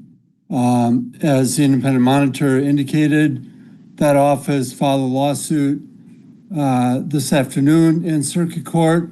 And so that is something where those issues may play out. Thank you. There are, Monitor Glass. Yes, just a correction. That lawsuit was filed Thursday. Thank you. Thanks. The last area is labeled police training, and there are two questions in this area. So what training to the police? Oh my gosh, I need more coffee, but it's after the time to be having coffee. Okay. What training do the police receive about responding to homeless encampments or when dealing with an unhoused individual? Thank you, Alder. I can start, and then I would ask Assistant Chief Ty to discuss kind of our involvement in response to encampments. But, every new recruit officer gets extensive, what we call PCS or professional communications training. A lot of the scenario-based trainings that we are subjecting our employees to go through do touch on homeless issues and unhoused individuals. Certainly, we encounter unhoused individuals every single day in the city of Madison. A lot of you may remember we did start a couple unhoused liaison positions this year that I think some of you are very familiar with. They've been doing a great job at bringing resources together and really trying to centralize officer access to all these resources. So, if they encounter an individual who needs, whatever the issue may be, we have a site or a specific location now where each officer knows to go to kind of navigate what resources exist in the community. And then I'll let Assistant Chief Ty jump in on the encampment issue, please. Yeah, I think specific to the encampment issue, there's a citywide encampment response plan that Jim O'Keefe and Sarah Lim kind of led that project, and the police in general were in a supporting role as far as responding to encampments. And I think that everyone that's on this call is aware that I think we try to do our best as a city with the resources that are available, but we frankly just do not have enough resources for our unhoused population. So it becomes very challenging, but we have, again, I think this would be more for Jim O'Keefe to speak to, but we do have a citywide encampment response in which the police are really in a supportive role and are only getting involved really for either a safety or security issue, and if people are refusing to leave. But we really try to go with warnings, getting people the resources they need and getting them a place to relocate. But we really are trying to have a consistent citywide approach, and so we're just one part of it, but not the lead for those initiatives. President Madison, I think it might be useful for Director O'Keefe to just provide a little bit of an overview of that encampment protocol. It is a relatively new thing this year that we've really formalized our approach, and it's due to the really good work, particularly of Sarah Lim in Director O'Keefe's department. But I made the point earlier that we're really trying to not lead with a law enforcement response. And this is another situation in which we're really trying to not lead with a law enforcement response, but rather with a services response. And I think Director O'Keefe can detail that. Yep. Thank you, Mayor. And you've done a good job of outlining it. It is very much a policy designed to coordinate and make more uniform how different city agencies respond to homeless encampments. Importantly, we're talking about encampments that are on city-owned property. We're precluded from acting directly in other situations, but it is about, as the mayor said, it is about leading with outreach. It's about doing what we can to connect individuals to services when that is possible. It's about triaging our responses so that they're more uniform and not so dependent upon who's calling, but what the situation is and what degree of disruption or issues are presented by the encampment. I will just say,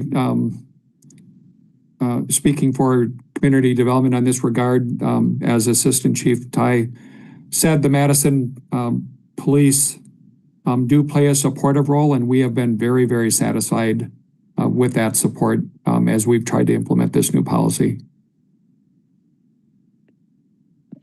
Thank you.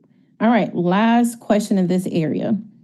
What authority does the Common Council have to specify policing policies and procedures, such as policies regarding the use of lethal force and de-escalation, and training details related to those policies and procedures? I'm guessing Attorney Haas. Sure, thank you. I can start on that. The council, of course, is a policymaking body for the city. It has pretty broad authority to dictate policy for all of its agencies, including the police department. There's been some reference to statutes regarding the police chief's authority to supervise the actions of the agencies subject to lawful orders of the mayor or the council. And the term lawful orders, of course, is a little bit broad. There's virtually no circuit court decisions that give us examples. There's one or two that we have seen. But the idea, I think, is that policy decisions can be implemented or directed by the council as long as they are lawful. They have to be policy directives. So in other words, the police chief has statutory authority to run the day-to-day operations of the police department. You wouldn't think of a policy directive to be, for instance, put this officer on third shift or arrest this person or don't arrest that person. Those are day-to-day activities of the police department. But there can be policy directives related to use of force, use of body-worn cameras, etc. The details really matter. And in the past, when we've been asked similar questions about this, our approach has been to advise that the council, in the first instance, can issue its directives. If we're asked, we can give an opinion about whether we think it's a lawful order. And then subsequently, the police chief would need to decide if they can or will implement the order.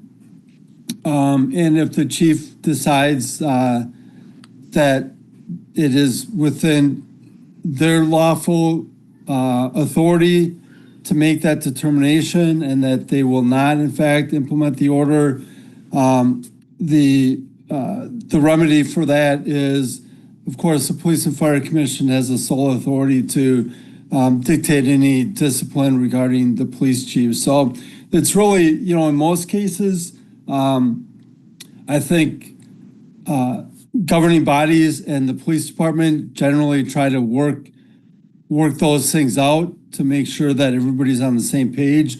But there is some distinct authority for the council, the mayor, and the police chief. Thank you. So that wraps up the submitted questions with the exception of my questions. I'm going to ask my question first because I didn't submit anything. So alders, if you've had follow-up questions, I know Chief Patterson has to leave in probably like 15 minutes, but I believe Chief Ty, you're sticking around, correct? Okay. So my first question is, y'all are quick. Oh, Chief Patterson, were you adding something? I just wanted to remind everyone, that we have a long practice of posting any procedure changes to our website in hopes of getting community feedback on them.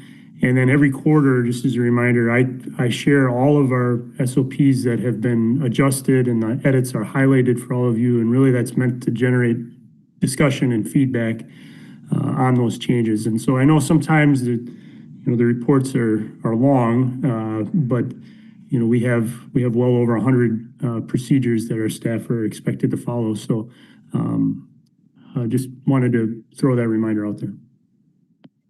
Thank you. Okay, my question, I believe, maybe for public health, and then followed by myself, it's Alder Lieberman and Alder Matthews. I want to know more about what role did public health play over those few weeks, and more importantly, were there like harm reduction supplies maybe provided? We received countless emails about things that were happening more so in the overnight hours, like, folks selling drugs or doing drugs, some mental health challenges, some screaming, just multiple things. But the use of drugs or drug purchases stuck out. So I'm just curious, throughout the 2 weeks, whether it was in the daytime or overnight, what was public health's role down there, whether it was food, mental health, drug use, or harm reduction supplies being provided, or some combination of public response? Hi, Alder. Thanks for the question. So I guess I'm going to start perhaps in my mind what's the easier or simpler response to the question. And I hear that through the vein of providing mental health support or harm reduction support. We do not have staff nor operations that do that type of service in the field. The staff, the limited staff that we do have, one, we do not provide mental health case management nor referrals unless they are connected to other services that we provide. With regard to harm reduction, those programs are administered out of our physical locations in South and East Madison. So at no point did we have staff on the ground with the sole purpose of providing support or resources. I do believe that there were conversations that we had with different community partners about encouragement for them to be present in that space, and who are organizations that may be more likely to be in the field. Thank you. Alder Lieberman, followed by Alder Matthews. Are you able to unmute? I'm able to. Please excuse the crying toddler here. My question is a follow-up question for the mayor. You had said that this was viewed initially as a protest, but shifted to being viewed as an encampment and not a protest. I was just hoping you could give some more information about how you draw that distinction in your mind, how you distinguish between a protest that has an encampment present versus something that is an encampment without a protest. And then in a scenario where you do view that most of the people there are encamped without an intent to protest, but there are still some protesters present, how we preserve the rights of the protesters while still clearing the encampment. Alder, thank you. I mean, I think you answer your own question in some ways, and that it really is about sort of numbers, and you know, in my mind, I think that's really a lot of what it came down to, was seeing the rapidly growing number of people experiencing homelessness that were camping overnight at the site.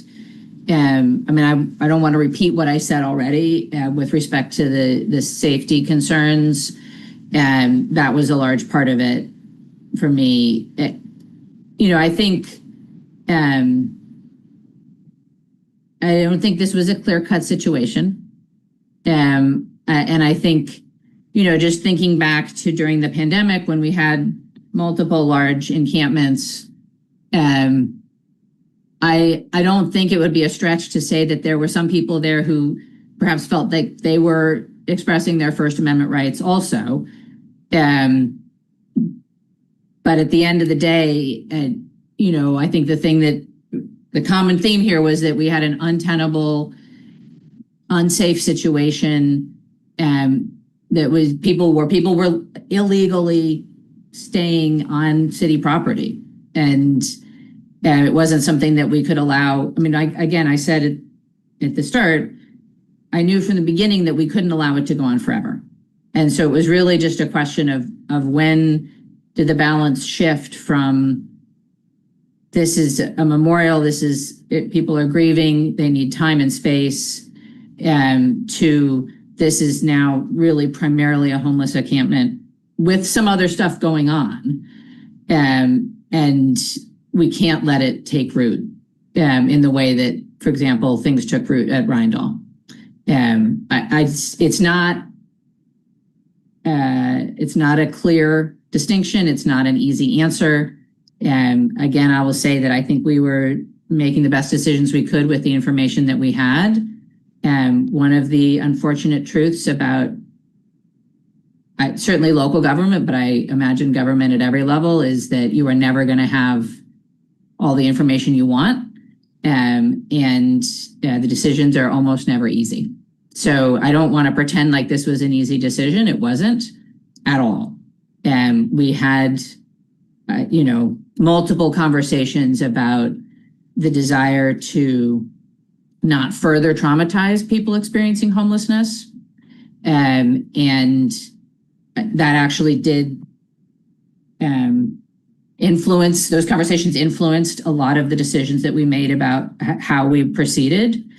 And I'm grateful to our colleagues in community development for their insights on that. And, that was definitely a concern. But again, we have experience in this city of what happens and how unsafe it can get when an encampment gets to be of a certain size. And, that definitely informed our decision-making process. Thanks, Mayor. Alder Matthews. Thank you. My question, I think, is for the chief, if he's still here. Y'all are moving around. Oh, nope. I'm not sure if that's him or not. Look, he might have popped off already. Yeah, he had to jump off, so you'll have to settle for me. I can try to answer as best I can. Okay, no worries.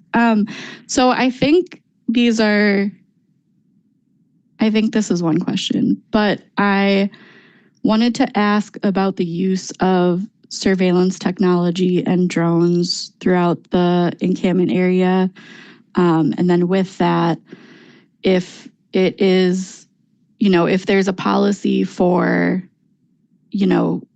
folks who are doing dispatch or whoever is the staff person talking to police officers through the audio during a call to pre-identify the subject of the police call and share their previous record. I know there were some reports of folks from the community of folks being targeted by the drones. And I tried to look up the surveillance, the policies and stuff, and it didn't seem like that would be allowed per the ordinance, but I'm not totally sure. Yeah, so I can answer as best I can. So the drones that we're using are part of our longstanding UAS program, and so we are not using the drones in private spaces. We do utilize drones as part of our SWAT team. Like if we were to have a search warrant and we were to send a drone in as a de-escalation tool, so that we can limit the potential for violent, fast-paced interactions between police and community members. So we use drones in that setting for a tactical situation for a warrant where we would send them into a private area. As far as the drones used for this encampment, again, we do not have city street cameras in the area of the encampment. And so we were using drones to view, and we've used them for Mifflin Street. That's a similar kind of situation where we don't have good camera coverage. And so we're using that. It's a live feed that goes into the command post. And I'm aware of people thinking that the drones are somehow talking to people or there's different things going on that aren't. A number of people that were arrested for warrants were frankly identified by those of us in the command post in our criminal intelligence section that recognize someone as someone that is wanted, has an arrest warrant. So there's no AI technology that's just old-fashioned policing using their knowledge and their eyes to identify people. And the only thing that we're using the drones for, again, is live footage in the encampment area that is a public area. And so we're not going into private spaces. I think the other piece of that I would mention is that the drones have been very effective for us to limit, and kind of as the mayor articulated earlier, we were really trying to limit law enforcement. So throughout this encampment period. I mean, honestly, we had one where we had witnessed a violent assault by someone on people within the encampment. That person was sort of chased down by other members of the encampment and detained. We were able to witness that whole incident through the live feed before we had received a 911 call, and then get resources close in the area so that we were safely able to take that person into custody. So again, we see it as a de-escalation tool. This is all our SOPs on the UAS program are available. They're public. This is not a new program, and we were using them specifically in this encampment instance just because of the lack of other cameras that are available in the area. Thank you. Thanks, Chief Ty. Alder Okowitz. Yeah, thank you, President. Mayor, I think this one's for you. You mentioned early on that staff were in the encampment, they were talking to people, but it wasn't a negotiation. There weren't clear leaders, you know, there were people claiming to be leaders. I'm just wondering, if they weren't negotiating, could you say a bit more about the discussions that staff were having, and were they encouraging people to move on, or just talk a bit more about what they were doing there? I mean, I think it really depended on the staff and the day. So you heard earlier from Director O'Keefe that he and his staff were down there on various days trying to support people who are experiencing homelessness, see if they would accept services or hotels. So some of it was that. I think at one point, we had a question for public health if the food service was safe or sanitary. We had economic development staff go and speak to the individual businesses. We had, various other staff were there talking to a variety of folks about, is there a sort of a way that we could transition the memorial out of the middle of the street and maybe be on the sidewalk or in a parking space over here, and like, what might that look like, and how could we help facilitate it? And so there were folks from planning and PCED that were part of those conversations. There were folks from my office that were down there.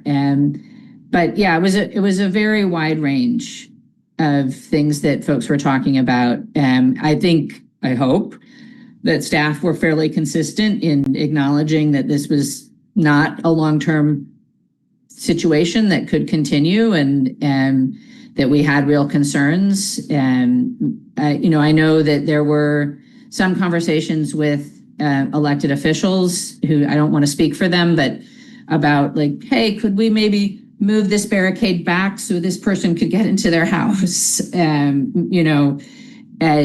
So things like that. I think, there were requests sometimes from folks in the intersection. Could we get trash pickup, please? So yeah, it was a very broad range of things that the conversations were about. Thank you. Thank you. Because I said we would go around for everybody. So before I ask my second question, does anybody want to ask a question before I go back? All right, Vice President Glenn. Yeah, I think my question is for the mayor, unless there are alders in here that could answer it. What alders were notified if any, sorry, my tiny dog has just decided to bark. What alders were notified, if any, that this thing got the 10:30 call the night before? No alders were notified. Nobody got any phone calls. Thank you. All right, any other alders before I ask my second question? Alder Mayor? Thank you, President Madison. I know that we are mostly asking questions of staff and the mayor, but I just wanted to be available if anyone had specific questions about things that I observed since I spent many, many hours down there. And of course, interfacing with a group that was there. So just to help back up or provide any color. That's all. Thank you. Thank you. My question may go to that, so thank you for offering that. Alder Zhang? Could I just know exactly why we're only asking questions up to a specific point, and not about the protests that followed the encampment? Well, we're asking about basically what I can't remember if it was an exact 2 weeks, so I don't want to give that wrong date, but we're asking, or the topic of the discussion is the protest and the encampment related to the Willie Street and Baldwin area.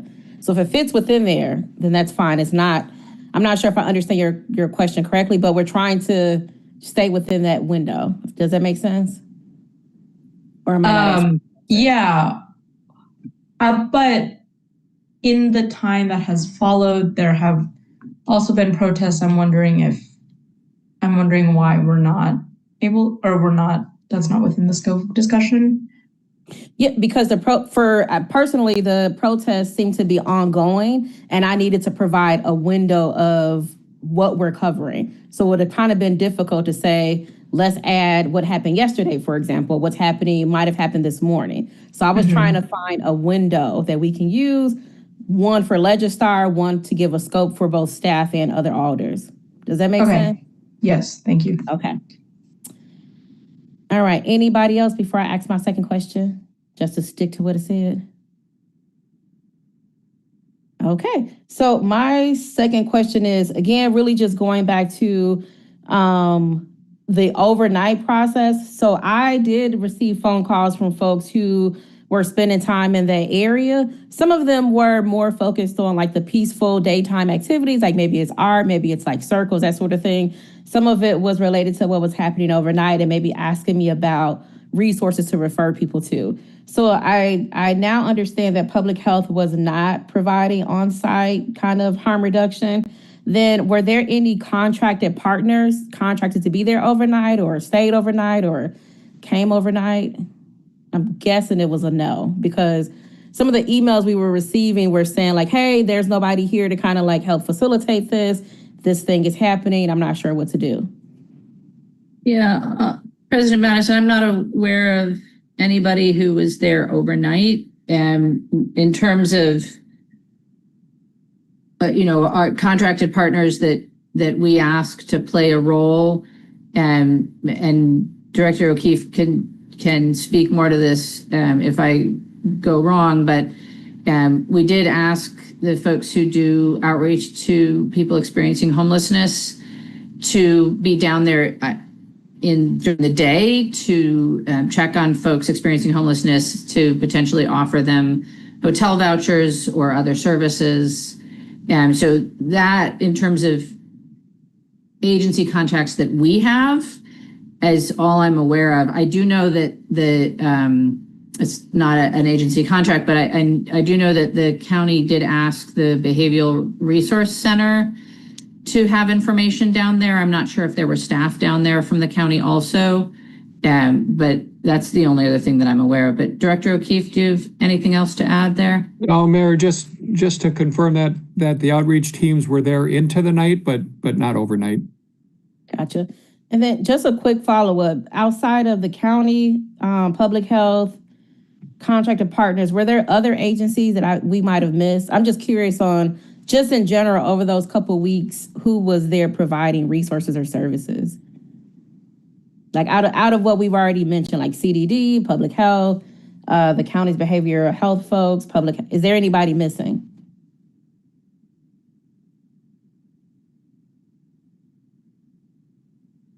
Oh, I think that there may have been other community partners, community agencies, agencies. there, Okay. but I think there were other mental health services, but they're private businesses that went down on their own. Gotcha. Okay. Not as a contracted service. Gotcha. Let me double check. I think I saw Alder Glenn first. Yes. So Alder Glenn followed by Alder Matthews, or Vice President Glenn. Hi, my question is for Janelle, Public Health.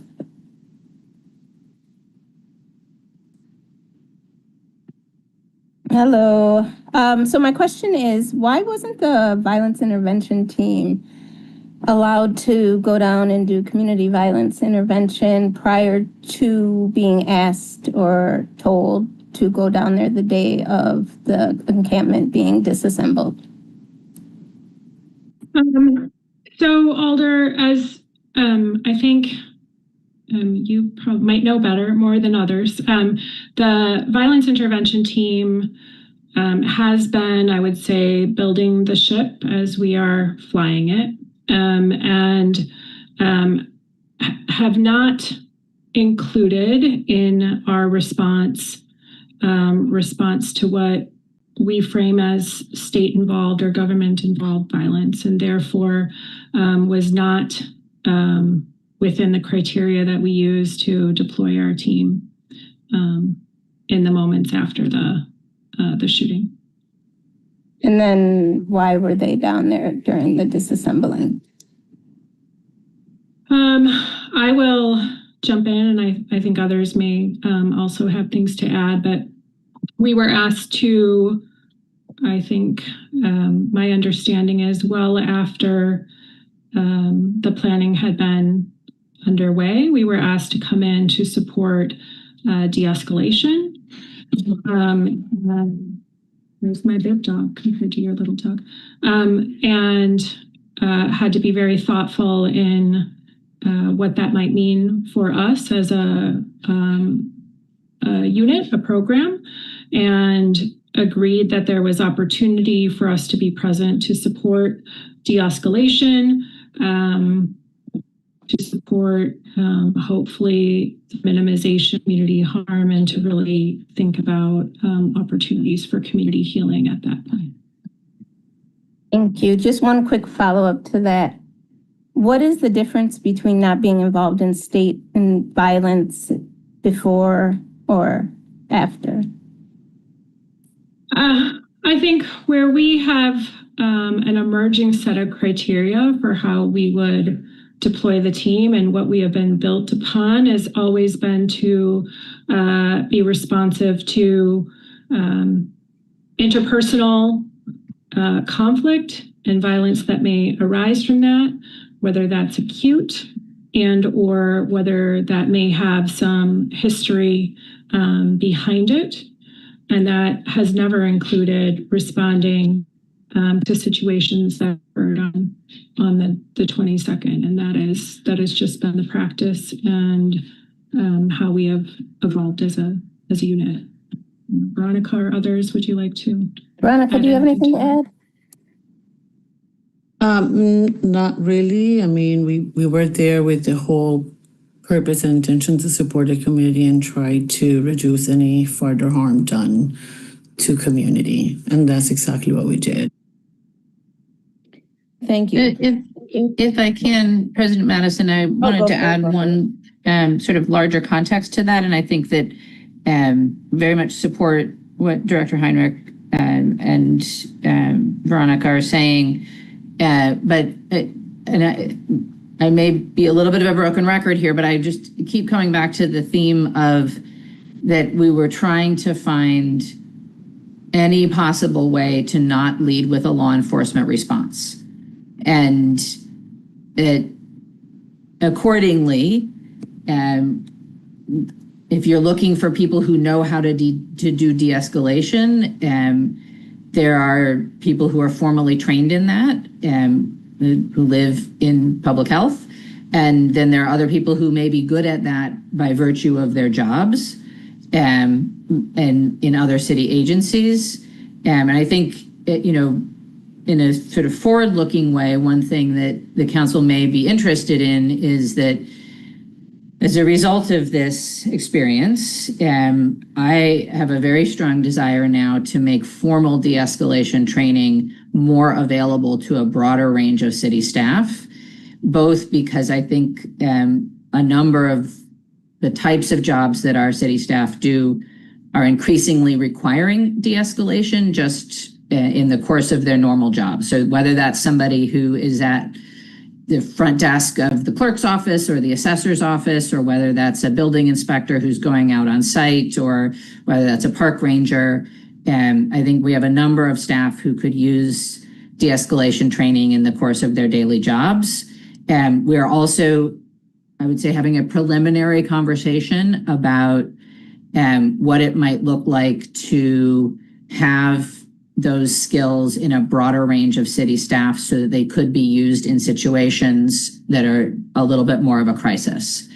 I don't think we have a very clear path forward on that yet, but in the same way that, however many 5 years ago, we started CARES because we wanted to have a mental health response that didn't involve law enforcement.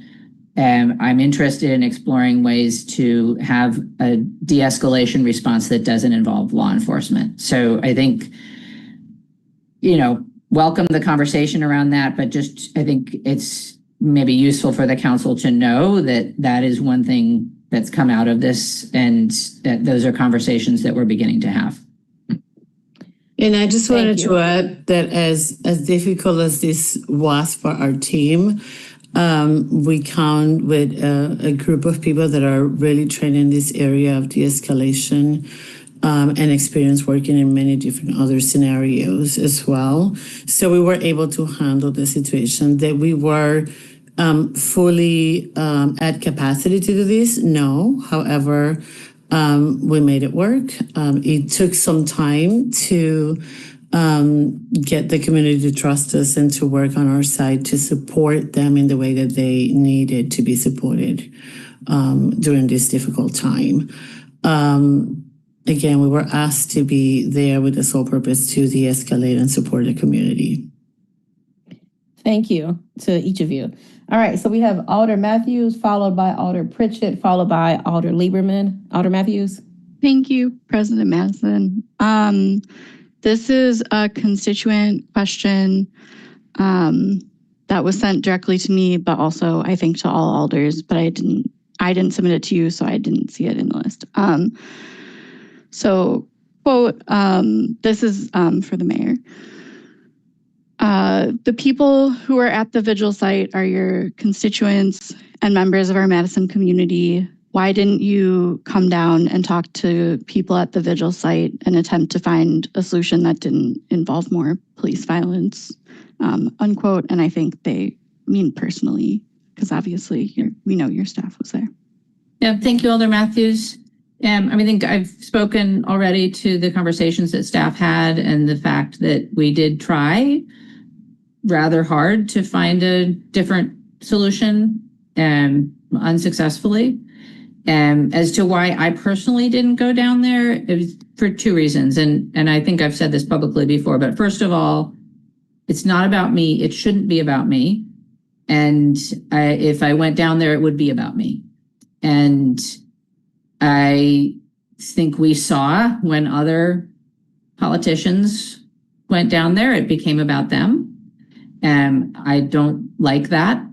I don't think it's respectful of the community.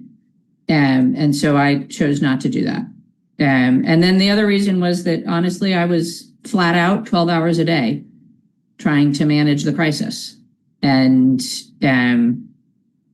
I think, other people may have made a different decision and had different priorities, but I was working hard to make sure that we were mobilizing the resources that the community needed in a whole wide variety of ways and to do the work that needed to be done.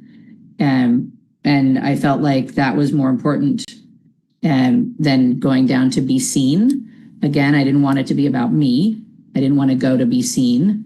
And because we were having conversations in a number of ways, and I was talking to people on the phone. I wasn't at the site, but it doesn't mean that I wasn't talking to people. So in my estimation, that was the best decision to make. Thank you, Mayor. And just for mostly the public and audience who might have missed it, because I had to go back and watch it today, there was a city press conference which had the mayor and other city agencies folks there on August 5th. I watched it on YouTube, but I imagine you can watch it on the city channel too. All right, Alder Pritchett, followed by Alder Lieberman. So my question centers around the after. This is the aftermath. And my question is this. Using a thermometer, we know that the temperature was very, very high with respect to tension and things like that. So what is the temperature now? And I'm looking for the temperature as far as businesses are concerned and the temperature for residents. And then follow up with that. I want to know whether or not, there is evidence or some sense of a flare up. Could it happen again? And if so, what plans are in place should, there be a flare up about something that someone disagrees with? This is for whomever can answer the question. What's the temperature? Perhaps it should be to Alder Mayor. Yeah, I was going to suggest that Alder Mayor may want to weigh in. Alder, honestly, I think what the temperature is going to depend on who you ask. I think everybody's going to have a different opinion of that. I will say, it's not directly answering your question, and I apologize for that, but one of the considerations in every decision that we made over the course of that 2+ weeks was exactly what is the temperature of the community. And wanting to do what we could to de-escalate that temperature rather than raise it. And that is part of why it was so important to have as minimal a law enforcement presence as possible so as not to further inflame things. It was why we were trying to have a variety of staff present in different ways and at different times. But that was a primary consideration. Based on what we learned from 2020, I think that was very much front of mind. I think generally the temperature is lower now. I'm not sure everyone would agree with me on that. But that's the sense that I get from the tenor of the communications coming into the office.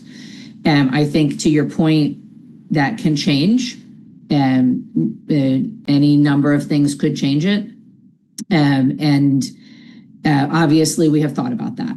And I hope you will forgive me if I don't detail the ways in which we have thought about that. Part of making plans is that if you share them with the whole world, they're no longer usable. So I'm not asking you to share. I'm just asking, whether or not this is something that one has to think about. Yes. Should a flare up? Yes. You shouldn't advertise the plan. Yeah. Yes, we are. It is absolutely something that we should think about, that we are thinking about, and both in the short term and in the long term. And again, some of the things that I think are important for us to think about coming out of this. There's a whole long list. This is only a few to your question, and one is this question of de-escalation training for a broader number of city staff. And another is to learn from our, I would say, very on-the-go efforts to have a non-law enforcement response to protests. I don't think that we perfected that, and I think that it is something that we could work on. So I do think that, learning from the ways in which we tried to de-escalate to do a better job next time is really important. But I think, again, you could ask everybody on this call and they would all have a different answer to your question, but maybe Alder Mayor, if you're willing, yours is the most relevant. Thank you, Mayor. To answer you, Alder Pritchett, I would say that the temperature is kind of on a simmer right now. Things are resting a bit, but people have not forgotten what happened just a few short weeks ago. It's still very much top of mind. People are considering, the injustice that they saw, witnessed, some people personally. And why the question I keep hearing is, why does this keep happening in this neighborhood? I think it's 4 in the last 10 years and 6 if you go back further, police involved killings. I'll be very candid. I have great concerns for what will happen in the future when the independent or when the state makes their determination, when the DA makes his determination. I think the history has shown us what that is likely to be. And I'm concerned about the anger that might result from that, which is understandable anger. Yeah, so I'll end there. So the last part of this question is this.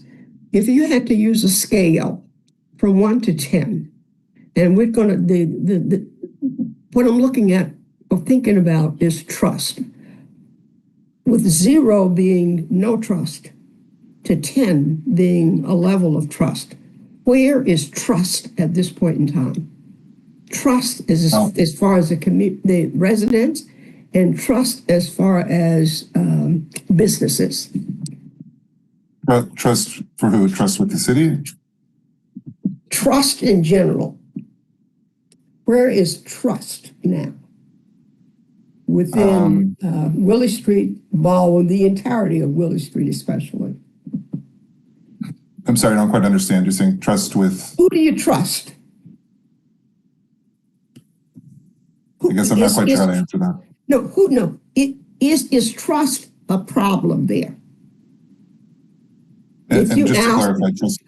If you ask the ordinary business person or the average citizen there, and if you ask them, what about trust? Would they tell you that I don't trust the city, I don't trust the police, I don't trust? That's what I'm asking.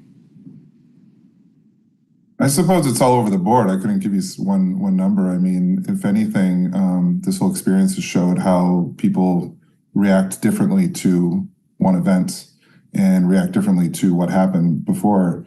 And I knew for a long time that whenever the encampment was cleared, it would be way too early for some and way too late for others.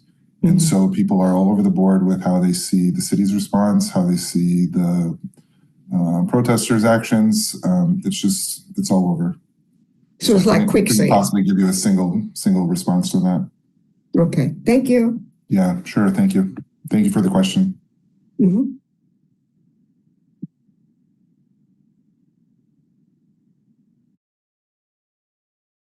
Oop, I'm sorry, y'all, I'm muted and still in 2026 doing that. All right, Alder Lieberman. Thanks. This is going to be for the mayor. It's a quick question followed by a maybe longer one.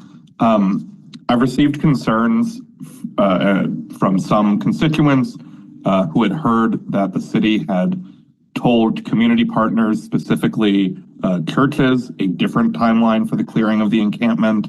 I was just hoping if you could confirm or deny that. Yeah, we did not tell anyone a timeline for clearing the encampment. And again, as I said earlier, I think literally every day there was a rumor that we were coming in that day or the next day, or no, somebody told me it's next week.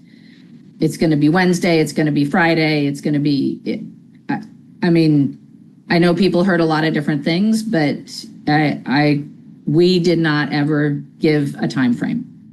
Okay. I will say that we were asked by members of the public, including members of the clergy, to plan for a month-long transition, which was never a possibility. And I think we were clear about that. I think we did say that we, people asked, will you please tell us?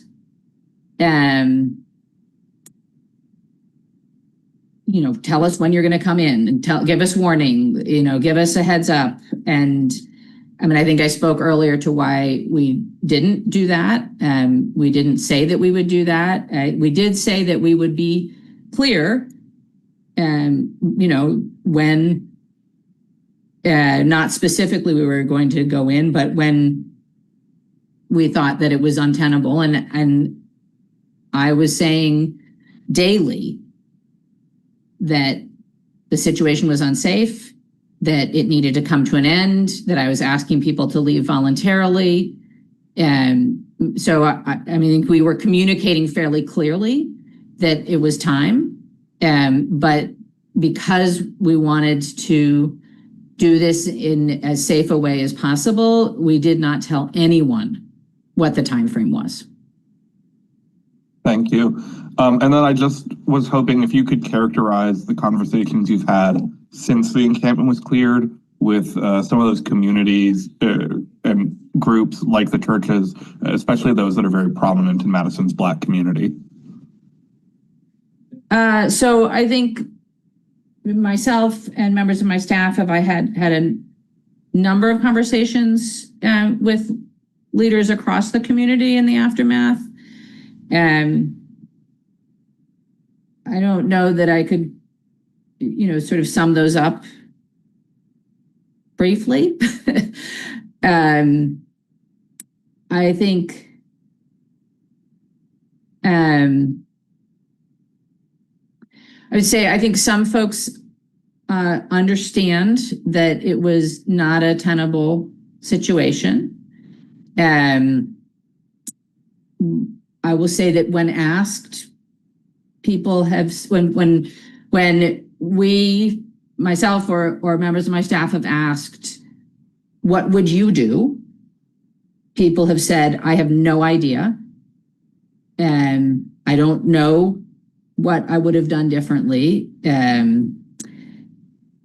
So I think, well, I would describe that, that there is some tension in those relationships and maybe some disagreement, that there's also, I think, some understanding. And the more that we share with people the kind of information that we're sharing here today, the more people understand why we needed to move in some time frame. They may not agree with that time frame, but I think they understand that there is some need there.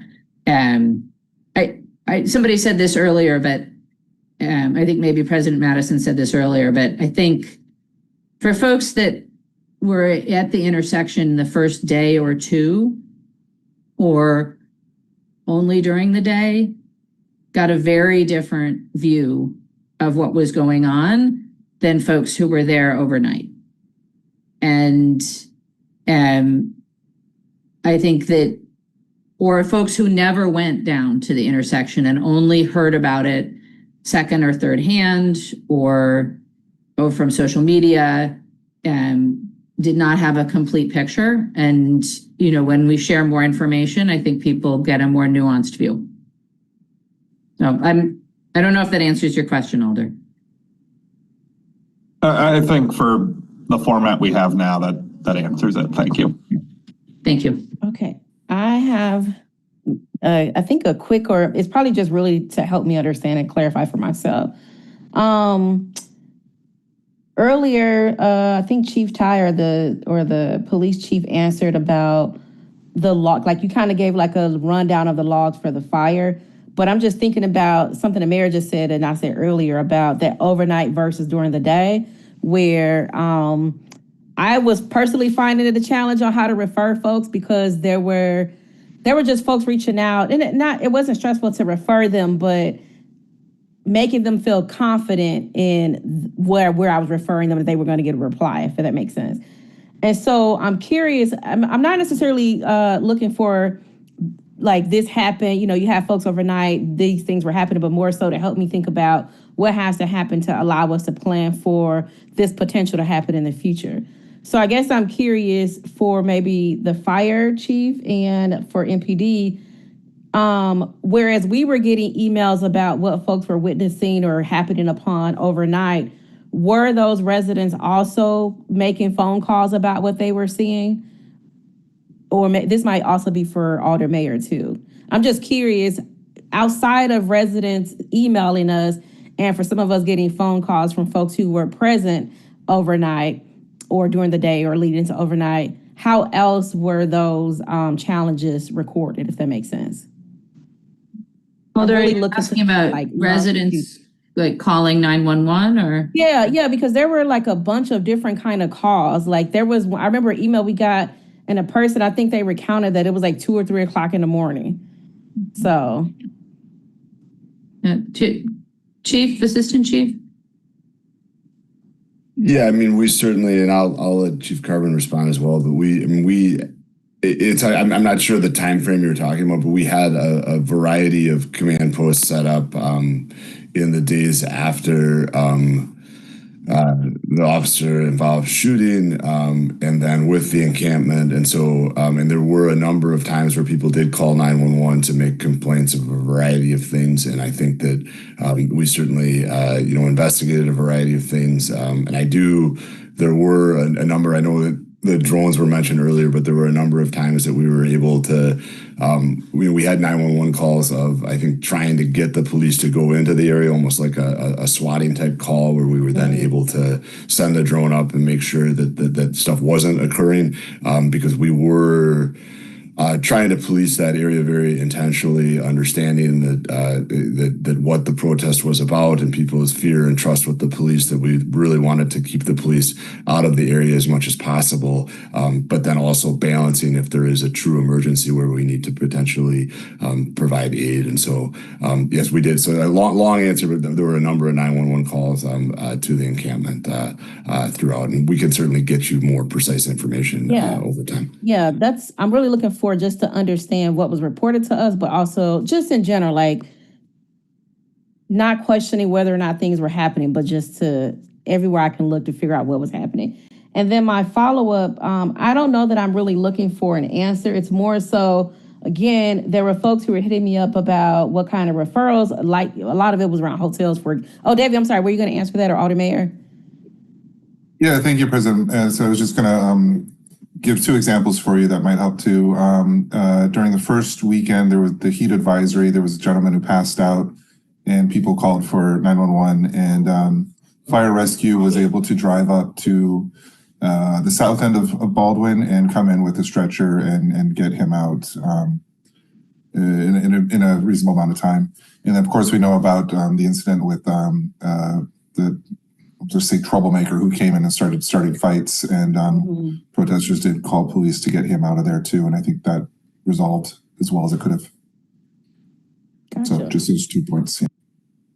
Thank you. And I think maybe, I don't know when I say it, maybe a question will come out, but I'm also just thinking about the folks who were there primarily during the day, where I'm confident these are the times of day where we were hearing a lot of the positivity or seeing the positivity on social media, like haircuts or maybe folks providing care, something like that. So I guess I'm thinking about what the mayor was saying earlier about the community building aspect of it all. And then I'm also thinking about that Willie Street corridor. I know we got a couple emails where folks were recounting a number of incidents that have happened in that very small geographical area. And I keep thinking about, what do we do around community in that area going forward? Not just for this most recent, but this trauma that have been on people in that area for 10 plus years, I think. And so maybe my question is, I think I know the answer as I'm saying this. So as community members who might have been engaged in some capacity in that Willie Street Baldwin area, I'm guessing that giving folks or just encouraging folks to reach out to their alders about ways to remain engaged in the community, to remain updated. Because again, I just keep thinking about, I know some of the steps that I know that I am going to plan to take, but I think that maybe I'm saying this to the folks who are listening, to the general public, that I want to say, like, I think not only did I hear you, but I do feel like the full council hear you, especially when it comes down to like traumas that have happened over 10 plus years in this area. And I really encourage you to share your thoughts with alders, not just your alder mayor. He's done a good job of sharing information with us, but tell us about what does a trauma-informed approach look like for the area going forward? Because there was an email that really recounted instances that, as you're sitting there reading, is really heartbreaking. If you lived in the area for like 20, 30 years, you raised your kids in this area, and this has happened in this area a couple of times. So I just want to say that. I don't know that I have a question for you all, but I'm really just thinking about that Willie Street corridor and what has happened over the last 10 years. And I'm thinking about community members who felt part of a community and creating community down there. I just want to make sure we don't lose their energy, if that makes sense. I think that's what I'm saying. So yeah, okay. So I saw the mayor before I'm going to take it as a question, Alder. Yeah, okay, go for it, because I'm trying to think through it all. And say that, so a couple of answers. And so one is, I think you heard Director Heinrich refer earlier to community healing. And I think that is something that we are thinking about and what that might look like. I would very much encourage community members who have ideas about this to be in touch with their alders and for alders to pass that along to Director Heinrich. I do think that there's a role for the city, but there's also obviously a role for the community. But the other thing that I really wanted to make sure to say is that that people in that immediate area, people who live, work, play in that immediate area who have experienced this trauma, I strongly encourage them to reach out to mental health resources. And so whether that's the Behavioral Health Resource Center or calling 211 to get connected with resources, there are other resources that are posted on the Public Health Madison-Dane County resources page, community resources page, and we've put them out. I think there's some in our FAQ, and we put them out in various press releases, but it's very important for people to access mental health resources. And I will similarly say to the council, don't forget that our employee assistance program is available to you as well. And we have encouraged all of our staff to make use of that and the resources, the mental health resources available to them.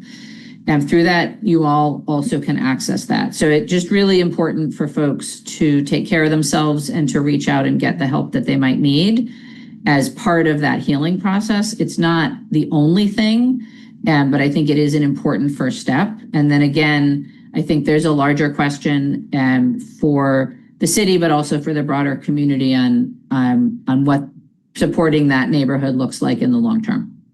Thank you.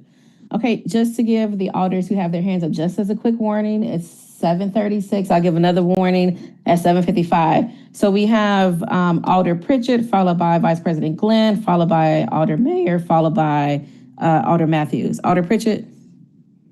Yes, I'm going to go back to something that the mayor said earlier about especially communities.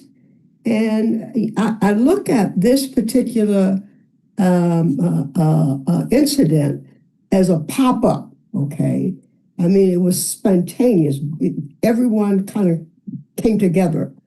And situational kinds of things like that, when they do occur, there is support, there's inclusion, there's a shared purpose, and there's a sense of belonging. And those are principal ingredients with respect to building community. Many times communities, you live in a community, but you don't have something critical that will kind of bind you together. With this particular incident, the binding thing together was Corey and Louise and the way he was killed. So people shared that. People thought that and they knew and they respected each other because they had something in common together. So building community, you can't have that happen, without necessarily having some spontaneity. But it takes a long time for that to grow. This grew immediately.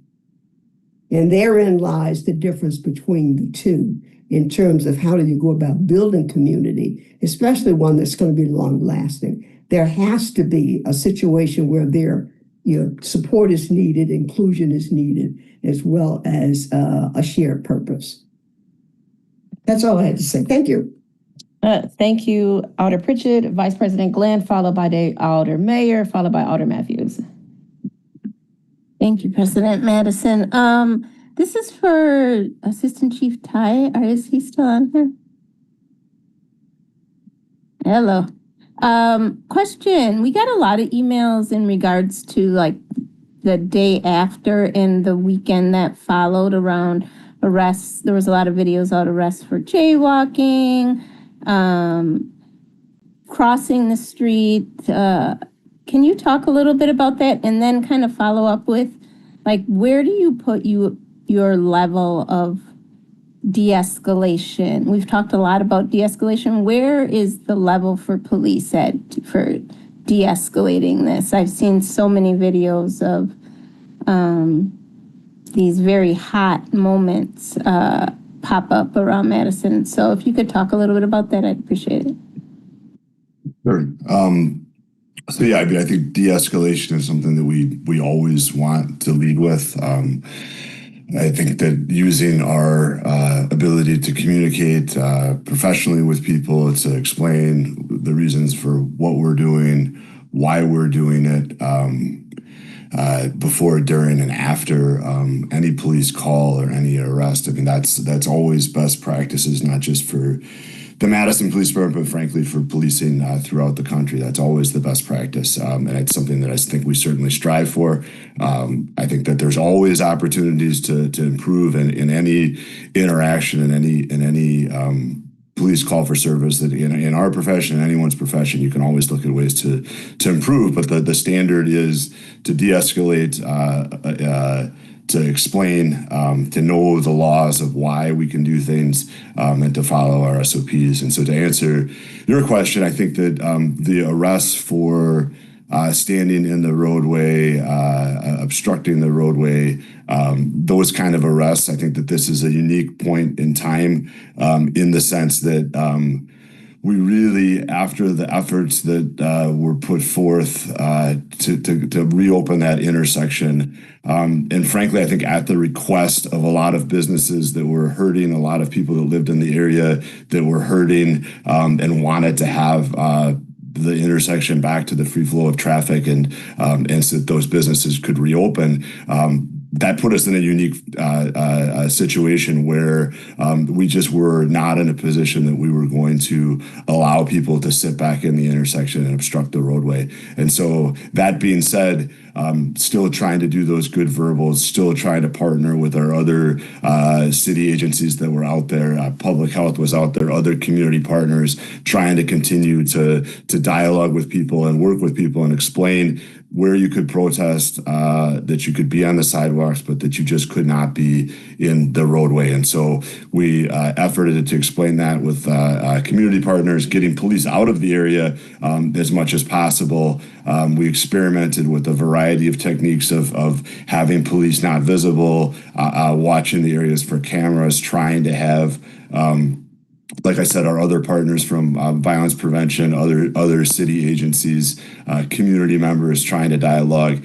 And a lot of the times, unfortunately, we would get people still wanting to go in the intersection, and frankly, at times preventing really dangerous situations where we could see people nearly getting struck by automobiles because they're going back out as a 1, 2, 3 people out in the roadway. It's dark, and so that's the that was the philosophy that we were operating under. Again, trying to lead with other partners, but always communicating. And then certainly there were times that there were arrests, but it was never the case, to my understanding, that it was a one time with no warning that we're going in and arresting. It was after multiple warnings from not just police, but from other community partners, and then making those arrests with the intention that we just had seen the efforts that went in to reopen that intersection and concerns about it having been closed again. Thank you very much. I just want to say, since I think Lieutenant Imo might have one more thing. Oh, okay. Sorry. Go ahead. And I just want to be mindful, y'all. We have 2 more hands up and it's 7:43. So go for it. I was just going to add, when we talked about those 32 arrests earlier, that wasn't 32 separate people. Some of the people that were arrested bailed out and came back with the express statements that they were going to re-engage in that behavior. Thank you. Since Alder Pritchett just made a statement, I just want to make mine. I wholeheartedly agree with the de-escalation conversation as someone who's trained others in it and is thoroughly trained my former violence intervention team. So I'm just on board with that. I think everybody could use some. Thank you. Alder Mayor, followed by Alder Matthews. Thank you, President Madison. I'll be brief. To answer your questions about community, I wanted to share that, there's a lot of different efforts for healing in the area. The Marquette Neighborhood Association is in the early days of putting together a community listening session, which will hopefully be held in person somewhere in the neighborhood. Also, as you know, there's multiple efforts to help the employees and employers in the area, including the resolution I'm trying to work on. There's also a private GoFundMe, and there's also another fundraising effort that is explicitly for employees in the area. As well, we have a couple of neighborhood festivals coming up, which is a great chance for neighbors and other people from Madison to get together and talk about this, because we are going to continue to talk about action items for a long time and things we need to change at the state level.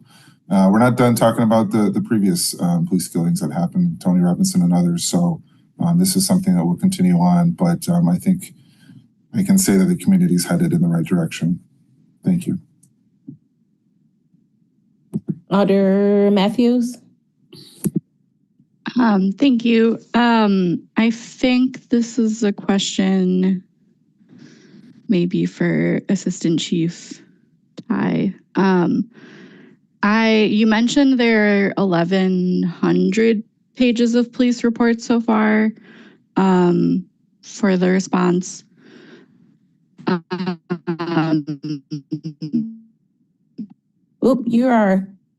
Is Alder Matthews cutting out for you all, or just I'm cutting out?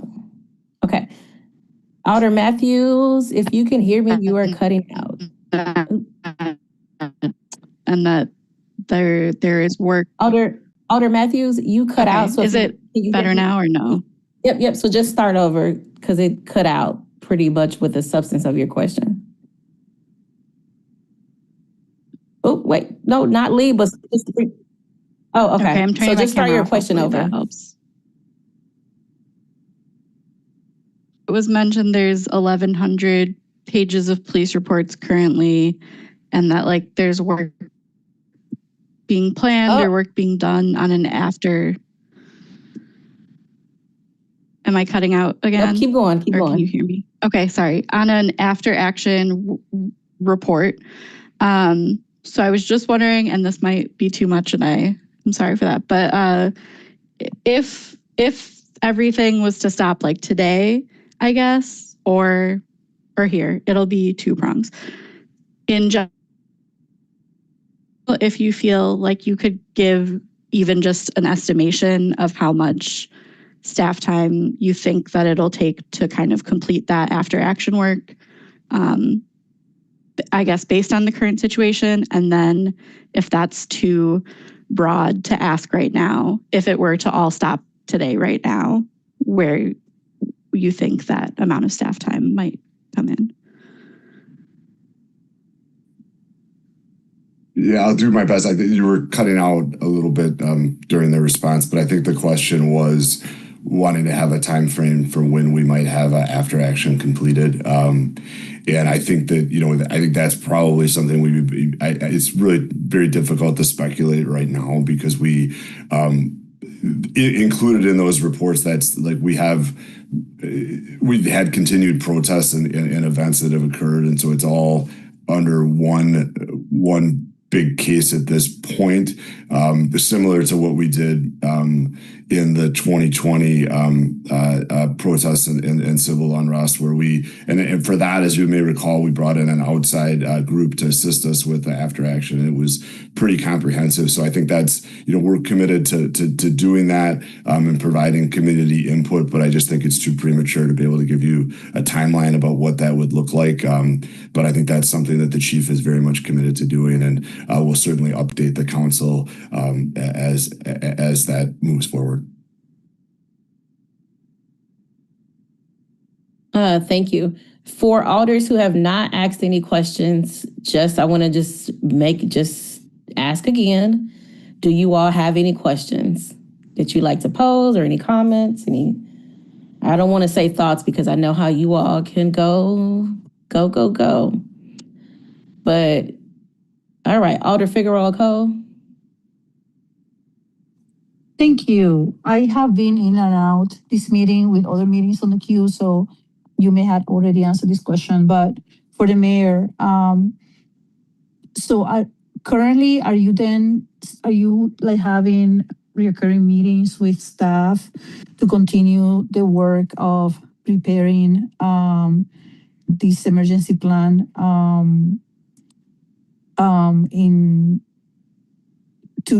to handle the DA's announcement? Taking all the lessons learned, and then how are we going to handle that? So are you meeting regularly to have a plan and a second plan and whatever, like a backup plan or whatever to manage that announcement? Yes, Alder, we are having those conversations, and I'd say there's a number of strands of work that have come out of this, and certainly that's one of them. I referenced the desire to have a better non-law enforcement response for protest safety, to continue training on de-escalation, and to think more along that line.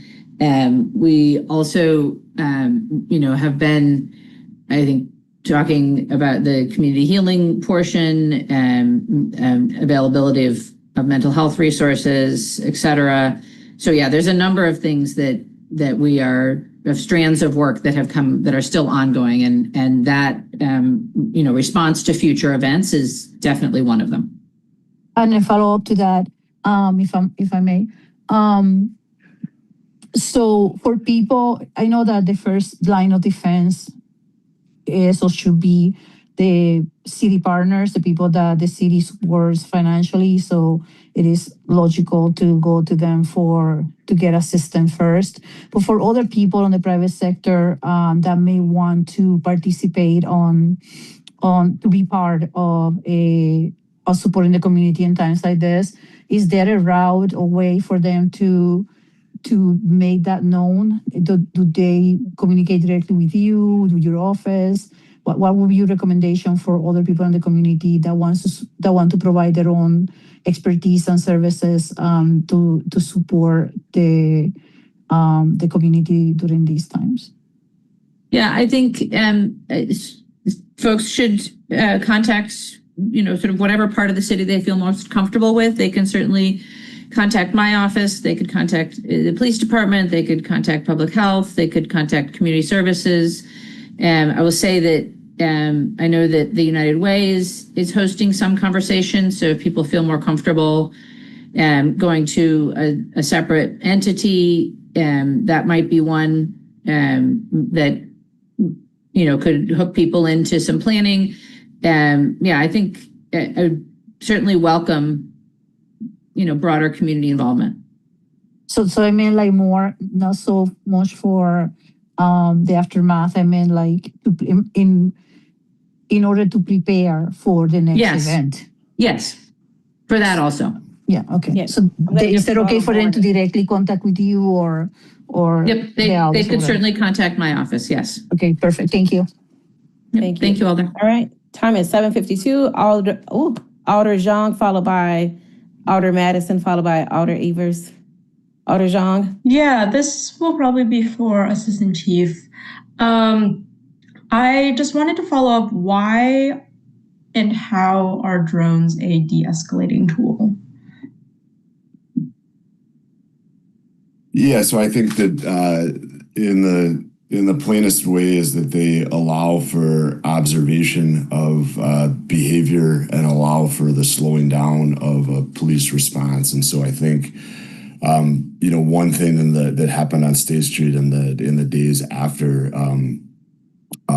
this had occurred, there was a march down State Street. There were people that were blocking traffic. There were people that were in their cars reporting being scared, intimidated, calling 911, wanting a police response.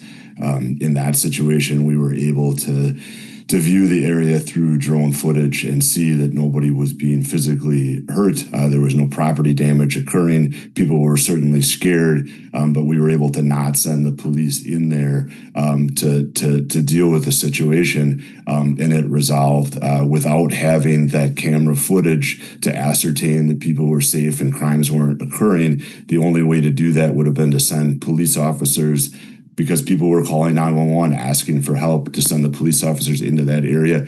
I really believe that would have escalated the situation. And that's one of a number of situations where we were able to slow down our response and get a visual in the command post and then make a decision as to whether or not we needed to send law enforcement in there. So it just is able to slow down the problem while still getting a view of what's going on, to be able to make situations and make people, assure that people are safe, and just slow down the response. In particular, when we're dealing with situations where has been articulated by so many of our elected officials here, where the police are part of the reason that people are out protesting. So if we can not send police into that situation while still ascertaining that people are safe, that's how it becomes a de-escalation tool. Thanks for the question, Alder Zhang. I just have a quick question, and then the last alder to ask questions is Alder Evers. Alder Mayor, are you still? I know that it looked like you and the county supervisor for the area were working together pretty closely. Is that still the case? And do you foresee any additional, like, how the county might play a role, if there's a role? Yeah, two things, I guess. Alder Chavla did reach out to, I'm going to get the names of the agencies wrong, but Dana Arts, to see about collaborating with something for a permanent memorial. Not just Corey Ruiz, but all the victims of police violence in that area. And he also, actually, Supervisor Weigardner, I believe, was leading the charge to create an area for camping. And the aftermath, we've had a lot of folks in these RVs staying in other parts of the district and looking for ways that they can camp low or no cost somewhere in the county. But yes, we continue to work together on these things. Yep. And that camping one, I think, has been out there for a minute. I think they're at an RFP right now for it. Correct, yes. Yeah. Okay. All right. Thank you. All right. Closing up with Alder Evers. Yeah. Thank you, President Madison. This question's for Chief Patterson. Chief has gone for the day. Okay. Chief, I is still on. Assistant Chief, then. The mayor just spoke about the need for greater investment across the city in de-escalation training.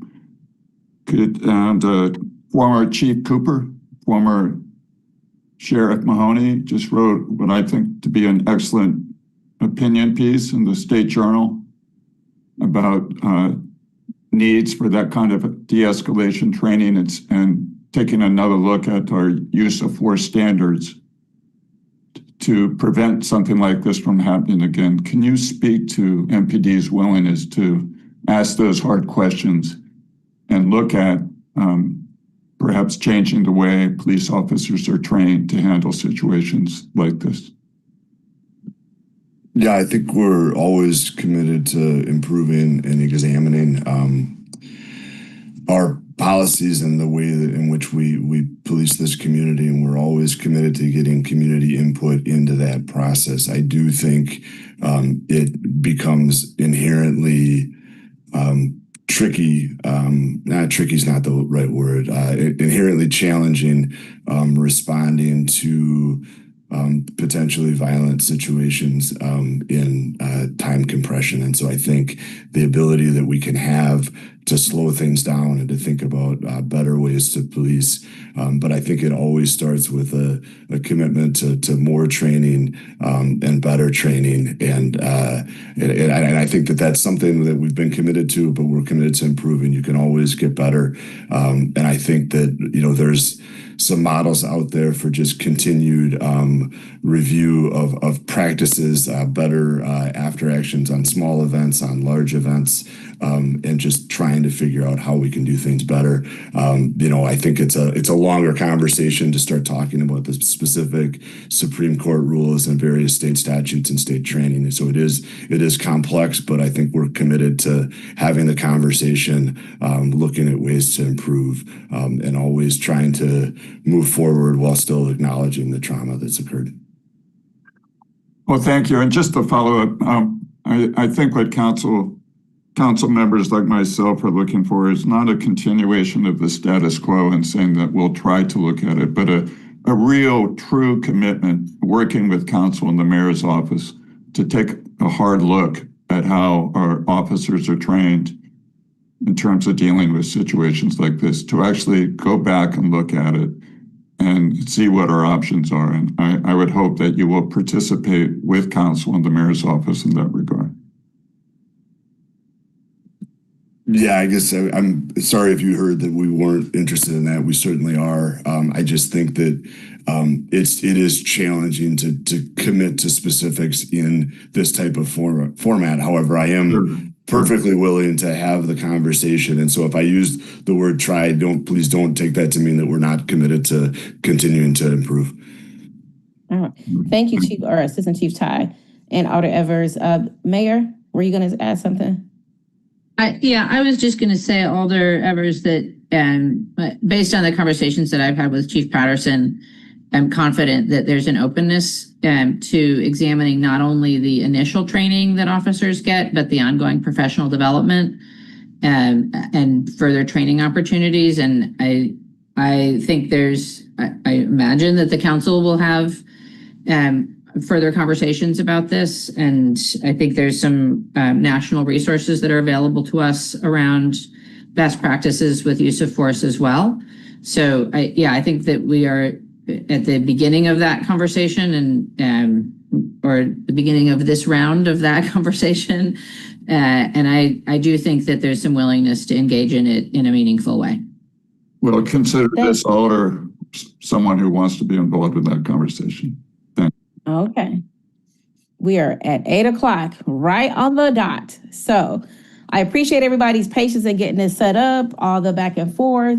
I do want to say thank you to Isaac and Karen in the Common Council office for helping me through this, especially last minute stuff. For those who are listening, both live and the replay, you can always find your individual alder by just quick doing a Google search.